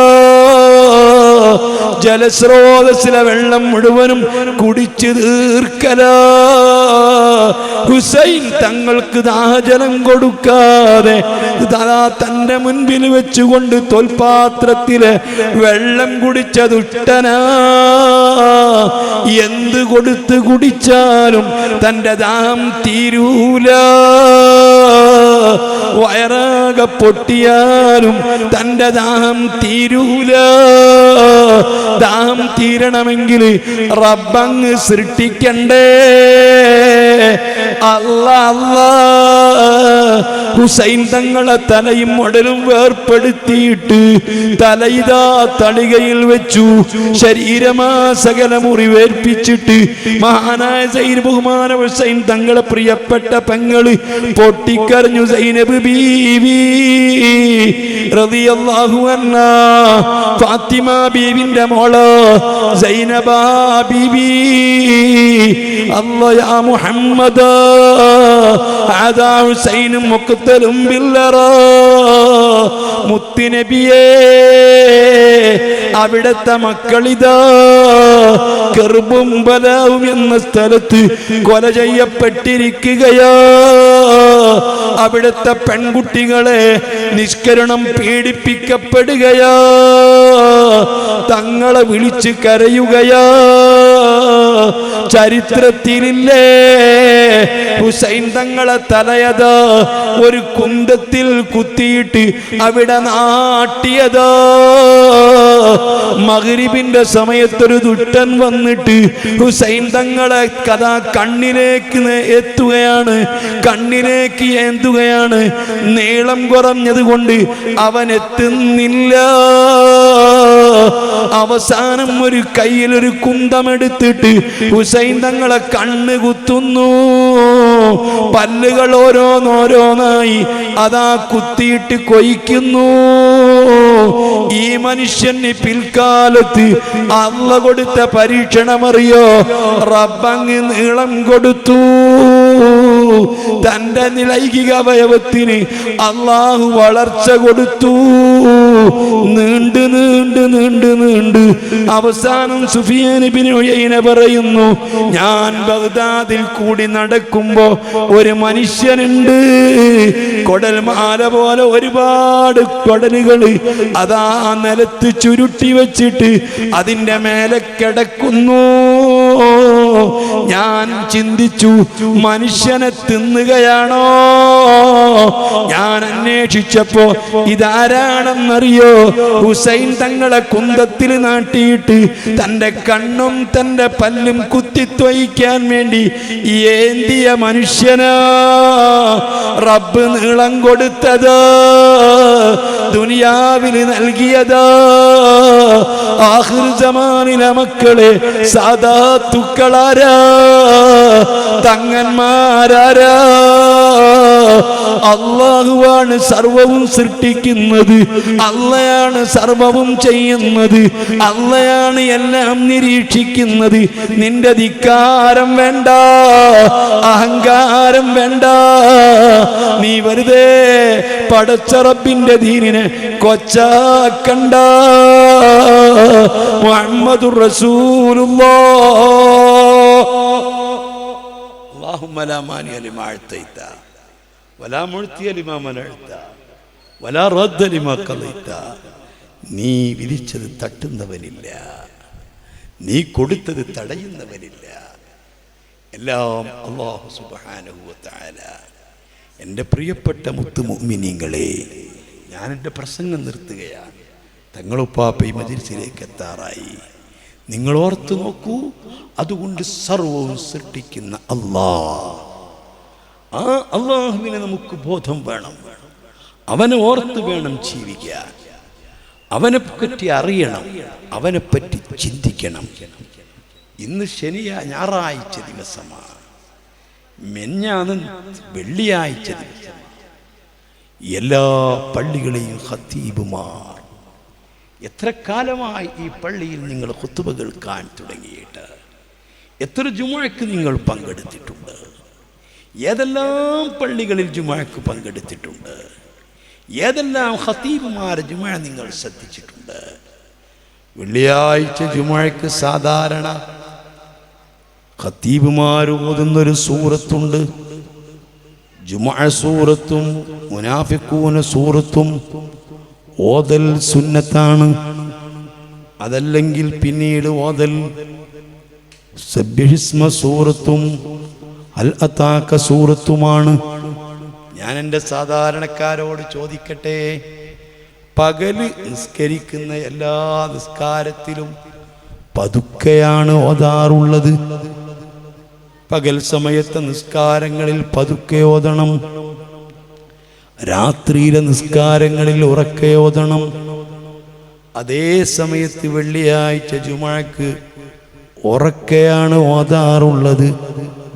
ബലിപെരുന്നാൾ നിസ്കാരത്തിലും ചെറിയ പെരുന്നാൾ നിസ്കാരത്തിലും ഉറക്കെയാണ് ഓതാറുള്ളത്.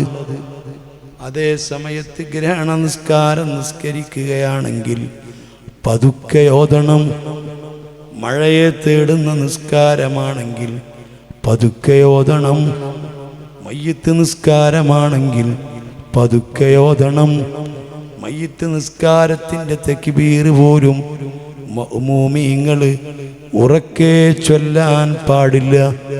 അപ്പുറത്തും ഇപ്പുറത്തും നിൽക്കുന്ന ആളുകൾ കേൾക്കുന്ന രൂപത്തിൽ ഉറക്കെ തക്ബീർ ചൊല്ലരുത്, പതുക്കെയാണ് ചൊല്ലേണ്ടത്.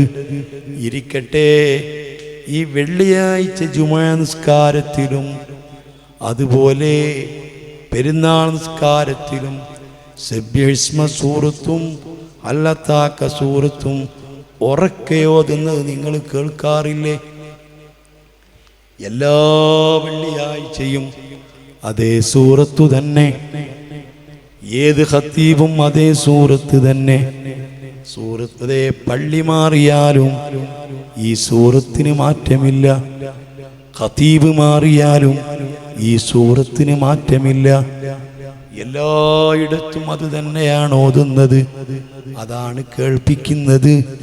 ഞാൻ നിങ്ങളോട് വളരെ ചോദിക്കുന്നു, ഇന്ന് വരെ നിങ്ങൾ ആരെങ്കിലും ചിന്തിച്ചിട്ടുണ്ടോ എന്താണ് ഈ സൂറത്ത് തന്നെ ഇങ്ങനെ ഓതുന്നത്, ഇത് തന്നെ എന്താണ് ഇങ്ങനെ ഓതി കേൾപ്പിക്കുന്നത്? വിശുദ്ധ ഖുർആനിൽ 114 സൂറത്തുകളുണ്ടല്ലോ, എന്നിട്ട് ഇത് മാത്രം ഇങ്ങനെ കേൾപ്പിക്കുന്നത് എന്താ? ഉറക്കത്തന്നെ കേൾപ്പിക്കുന്നത് എന്താ? ഇനി ഖുർആൻ സൂറത്തിന്റെ ആദ്യ ഭാഗമൊക്കെ പതുക്കെ ഓതിയാലും അവസാനം ഉറക്കെയാണ് ഓതുന്നത്. അപ്പോൾ ഞാൻ ചോദിക്കുന്നു, ഫദക്കിർ ഇന്നമാ അൻത മുദക്കിർ ലസ്ത അലൈഹിം ബിമുസൈതിർ ഇല്ലാ മൻ തവല്ലാ വകഫർ ഫയുഅദ്ദിബുല്ലാഹുൽ അദാബൽ അക്ബർ.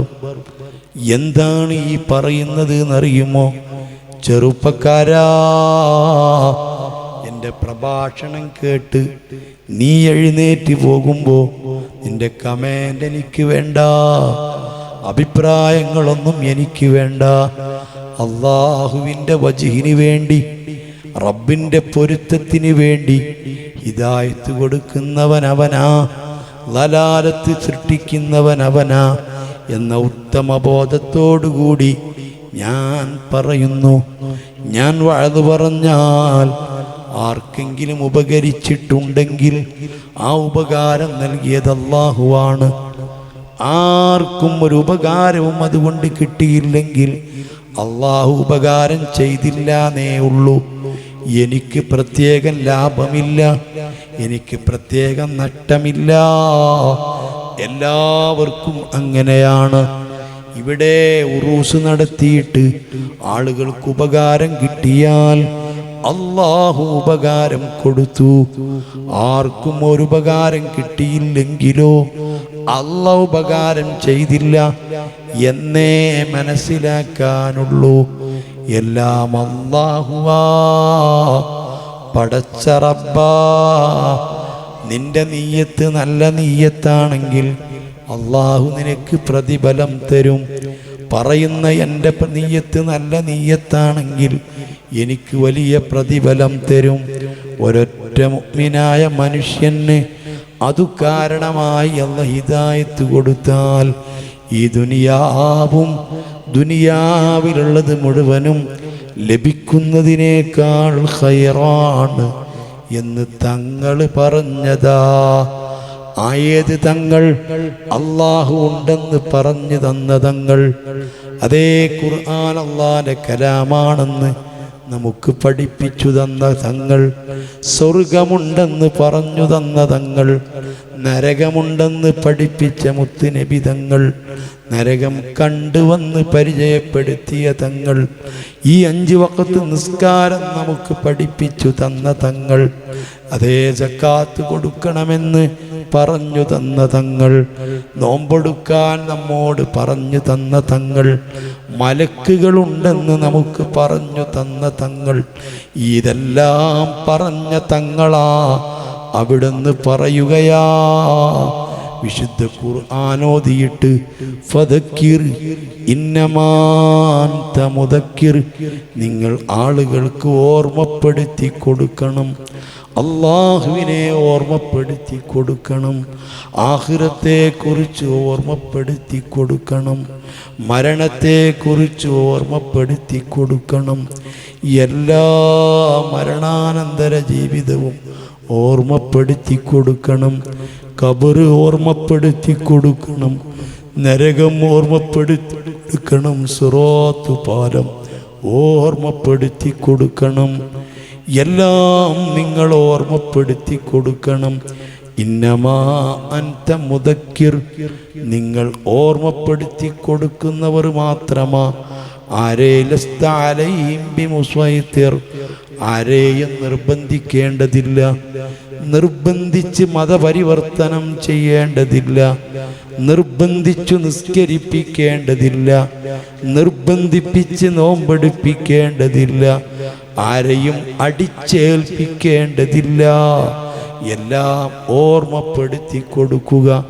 പക്ഷേ ഇല്ലാ മൻ തവല്ലാ വകഫർ, ഇങ്ങനെയൊക്കെ ഓർമ്മപ്പെടുത്തി കൊടുത്തിട്ടും എന്തും ചിന്തിക്കാതെ തിരിഞ്ഞു കളയുന്നവർ, എന്ത് അല്ലാഹ്, എന്ത് ഖുർആൻ, എന്ത് മരണം, എന്ത് ഖബർ, എന്ത് മഹ്ശറ, എന്ത് സ്വർഗം, എന്ത് നരകം എന്ന് ധിക്കാരത്തോടെ തിരിഞ്ഞു കളയുന്ന ആളുകൾ, നിസ്സാരമാക്കി തള്ളുന്ന ആളുകൾ എത്ര ആളുകളുണ്ട്.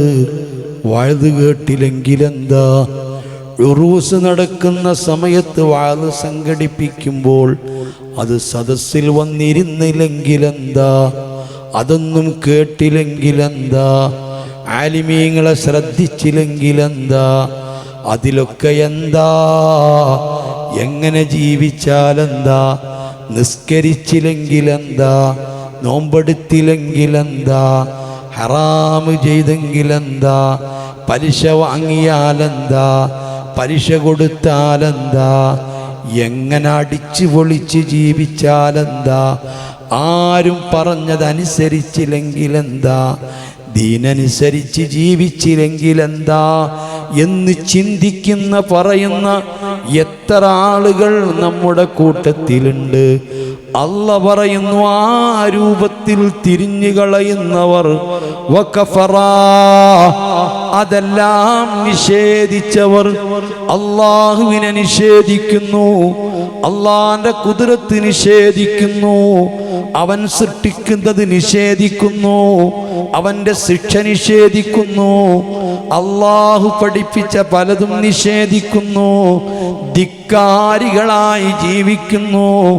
ഫയുഅദ്ദിബുല്ലാഹുൽ അദാബൽ അക്ബർ, ഏറ്റവും വലിയ ശിക്ഷയവനെ അല്ലാഹ് ശിക്ഷിക്കുന്നതാ. ഹിറ്റ്ലർ ശിക്ഷിക്കുന്ന ശിക്ഷ കേട്ടിട്ടുണ്ട്, അബൂ ഖുറൈബ് ജയിലിനെ കുറിച്ച് കേട്ടിട്ടുണ്ട്, ഗോണ്ടനാമോ ജയില് കേട്ടിട്ടുണ്ട്, ഇസ്രായേലിന്റെ പട്ടാളക്കാർ ചെയ്തു കൂട്ടുന്ന നരനായാട്ട് കേട്ടിട്ടുണ്ട്. അതേ സമയത്ത് അല്ലാഹു സുബ്ഹാനഹു വ തആല അവന്റെ ശിക്ഷ കേട്ടിട്ടുണ്ടോ? ഒരാൾക്കും ഇന്ന് വരെ ചിന്തിക്കാൻ കഴിയാത്ത, ഓർക്കാൻ കഴിയാത്ത അതിഭയങ്കരമായ ശിക്ഷ അല്ലാഹു ശിക്ഷിക്കുന്നതാണ്. നമ്മുടെ വേദിയിലേക്ക് ബഹുമാനപ്പെട്ട തങ്ങളുപ്പാപ്പ വരുന്നുണ്ട്. അല്ലാഹു സുബ്ഹാനഹു വ തആല ആഫിയത്തുള്ള, സിഹത്തുള്ള ദീർഘായുസ് നൽകുമാറാവട്ടെ. അല്ലാഹു അക്ബർ, അല്ലാഹു അക്ബർ, അല്ലാഹു അക്ബർ, അല്ലാഹു അക്ബർ വലില്ലാഹിൽ ഹംദ്. സിയാറത്ത് കഴിഞ്ഞാൽ തങ്ങളുപ്പാപ്പ സ്റ്റേജിലേക്ക് എത്തും. എല്ലാവരും അവിടെ ഇരിക്കും. അങ്ങനെ വലിയ വലിയ ശിക്ഷകളെക്കുറിച്ച് കേട്ടിട്ടുണ്ടെങ്കിലും അള്ളാഹുവിൻ്റെ ശിക്ഷയെക്കുറിച്ച് ഞാനോ നിങ്ങളോ ഇന്ന് വരെ കേട്ടിട്ടില്ല. എന്തെല്ലാം നിന്റെ ബുദ്ധി കൊണ്ട് ചിന്തിക്കാൻ പറ്റും, എന്തെല്ലാം നിന്റെ മനസ്സിൽ വരും, അങ്ങനത്തെ സർവ ഭയാനകരമായ രംഗങ്ങളും അദാബുകളും റബ്ബിൻ്റെ അടുത്തുണ്ട്. സുബ്ഹാനല്ലാഹ്. അതേ ഫയൗമൈദിൻ ലാ യുഅദ്ദിബു അദാബഹു അഹദ് വലാ യൂസിഖു വസാഖഹു അഹദ്. അല്ലാഹ് ശിക്ഷിക്കുന്നത് പോലെ ഒരാളും ശിക്ഷിക്കൂല. മോനെ, അല്ലാഹു സുബ്ഹാനഹു വ തആല ഒരു മനുഷ്യനെയും മനുഷ്യന്റെ രൂപത്തിൽ നരകത്തിലേക്ക് ഇടൂല. രൂപം റബ്ബ് മാറ്റുകയാ. പന്നികളെ കോലത്തിൽ, നായകളെ കോലത്തിൽ, ഇങ്ങനെ മെനുവിൻ്റെ കോലത്തിൽ സഹീഹുൽ ബുഖാരിയിൽ കാണാം.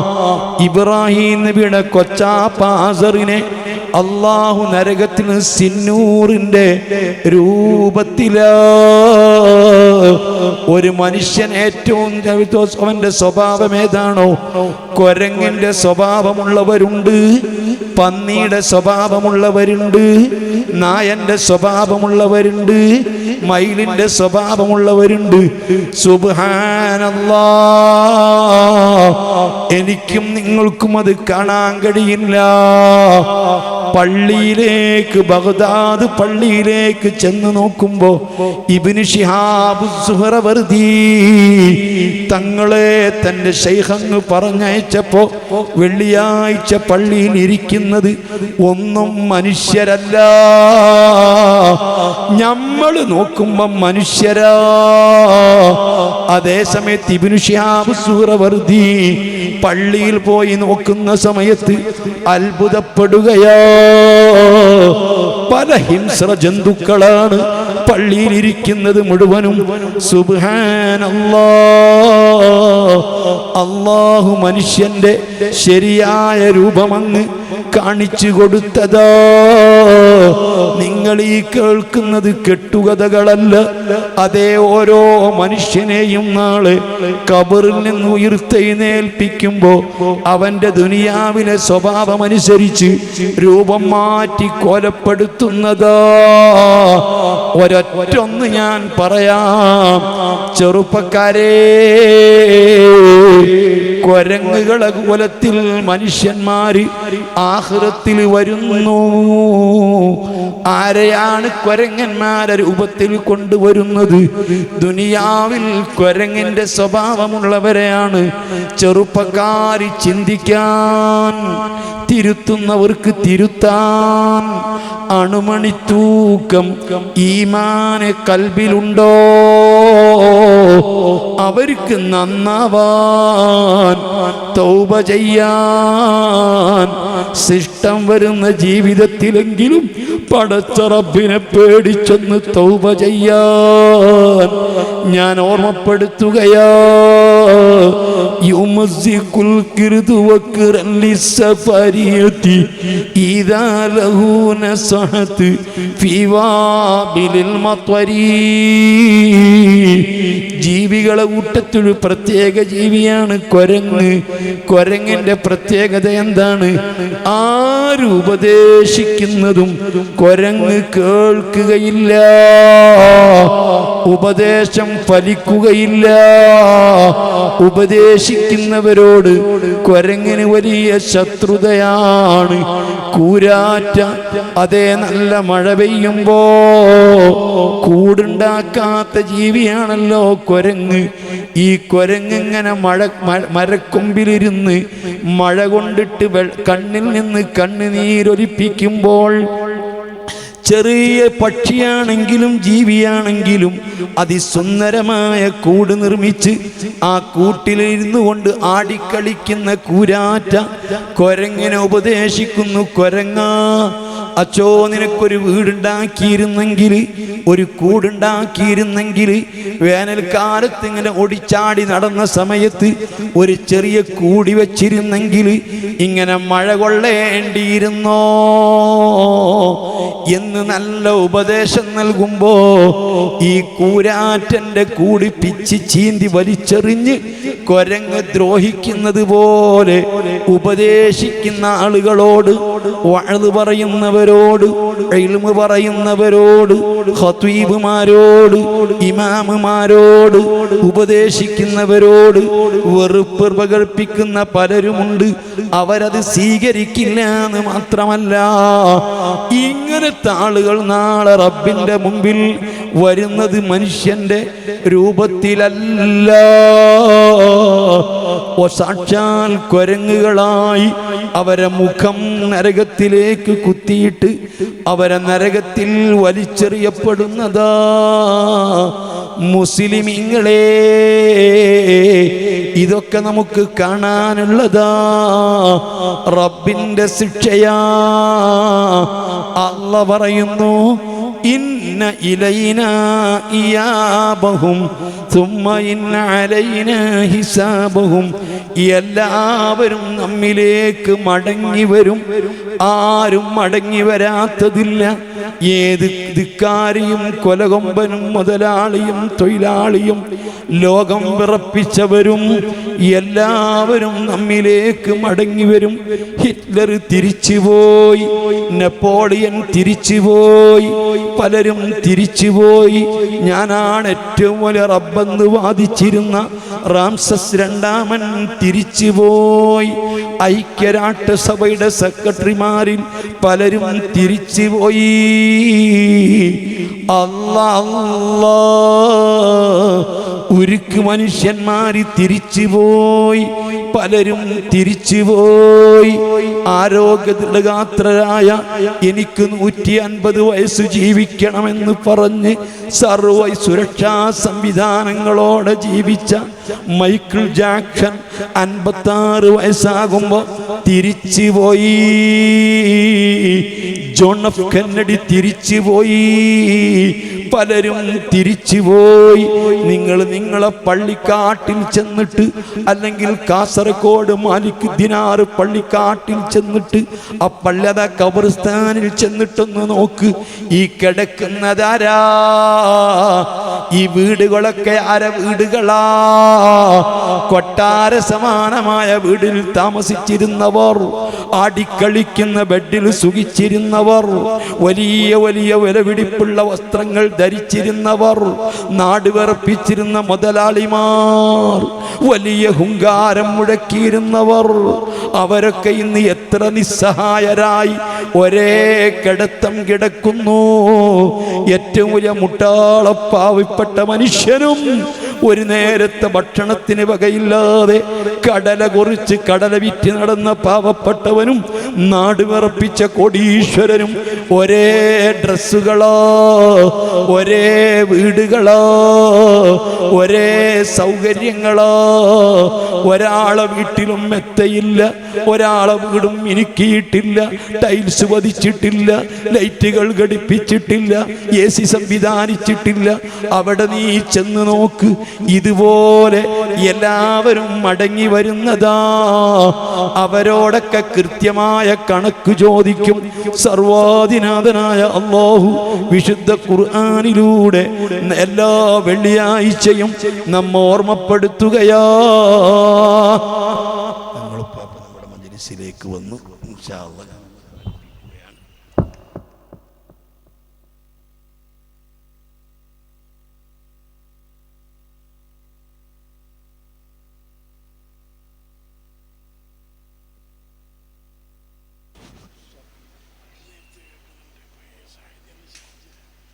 അല്ലാഹ് അല്ലാഹു സുബ്ഹാനഹു വ തആല നമുക്കൊക്കെ ഇൽമ, ഈമാൻ, ഹിദായത്ത് നിലത്തി തരുമാറാവട്ടെ. ഈ മജ്‌ലിസ് ദുആക്ക് ഇജാബത്തുള്ള മജ്‌ലിസിൽ ഉൾപ്പെടുത്തട്ടെ. തങ്ങളുപ്പാപ്പ നമുക്ക് ദുആ ചെയ്യാൻ വേണ്ടി എത്ര യാത്ര ചെയ്താണ് എത്തിയത്. ഇന്ന് രാവിലെ 2-3 പരിപാടി കഴിഞ്ഞ് ഉച്ചക്ക് മണ്ണാർക്കാട് അജ്മീർ റൂസ് കഴിഞ്ഞ് ഈ മജ്‌ലിസിലെത്താൻ വേണ്ടിയിട്ട് വളരെ പാടുപെട്ട് ഈ കൃത്യമായ സമയത്ത് എത്രയോ മണിക്കൂർ മുമ്പ് എത്തിയിട്ടുണ്ട്. അല്ലാഹു തആല അവിടത്തേക്ക് നല്ല ആഫിയത്തുള്ള, സിഹത്തുള്ള, ദീർഘ ആയുസ് നൽകുമാറാവട്ടെ. അവിടുത്തെ സർവ്വ പദ്ധതികളും അല്ലാഹു തആല വിജയിപ്പിക്കുമാറാവട്ടെ. സുന്നത്ത് ജമാഅത്തിൻ്റെ പ്രവർത്തകർക്ക് അവിടുത്തെ തണൽ നീണ്ട കാലം അല്ലാഹു നിലനിർത്തി തരുമാറാവട്ടെ. നമുക്കൊക്കെ ആത്മാർത്ഥമായിട്ട് ഏറ്റവും കൂടുതൽ ദുആ ചെയ്യുന്ന, സ്നേഹിക്കുന്ന തങ്ങളുപ്പാപ്പയാണ്. അതുകൊണ്ട് തങ്ങളുപ്പാപ്പയുടെ മജ്‌ലിസിൽ ധാരാളം ആളുകൾ ഉണ്ടാവാറുണ്ട്. ഇവിടെ കാസർഗോഡ് ഭാഗത്ത് എന്താണെന്നറിഞ്ഞില്ല, പലരും അറിഞ്ഞിട്ടുണ്ടാവില്ല. അതുകൊണ്ട് തങ്ങളുപ്പാപ്പയുടെ ദുആ, നസീഹത്തും ദുആയും ദിക്റും ഉണ്ടാവും. അല്ലാഹു തആല നമ്മുടെ എല്ലാ ഹലാലായ ഉദ്ദേശങ്ങളും നിറവേറ്റി തരുമാറാവട്ടെ. ഇവിടെ പങ്കെടുത്ത, ഇവിടെ എത്തിയിട്ടുള്ള സർവ്വ ആളുകൾക്കും പ്രവർത്തിച്ച പ്രവർത്തകർക്കുമൊക്കെ അള്ളാഹുവിനെ കുറിച്ചുള്ള ഖൗഫും മുസ്തഖീമായ വഴിയിൽ കൂടി വഴി നടത്തി തരട്ടെ. ആമീൻ എന്ന് പ്രാർത്ഥിച്ച് നിങ്ങളൊക്കെ ദുആ ചെയ്യണം. നിൽക്കാൻ കഴിയാത്തത് കൊണ്ട് ഇരുന്നതാണ് എന്ന് ഞാൻ പ്രത്യേകം ശ്രദ്ധയിൽപ്പെടുത്തുന്നു. വആഖിറു ദഅ്വാനാ അൽഹംദുലില്ലാഹി റബ്ബിൽ ആലമീൻ. അസ്സലാമു അലൈക്കും.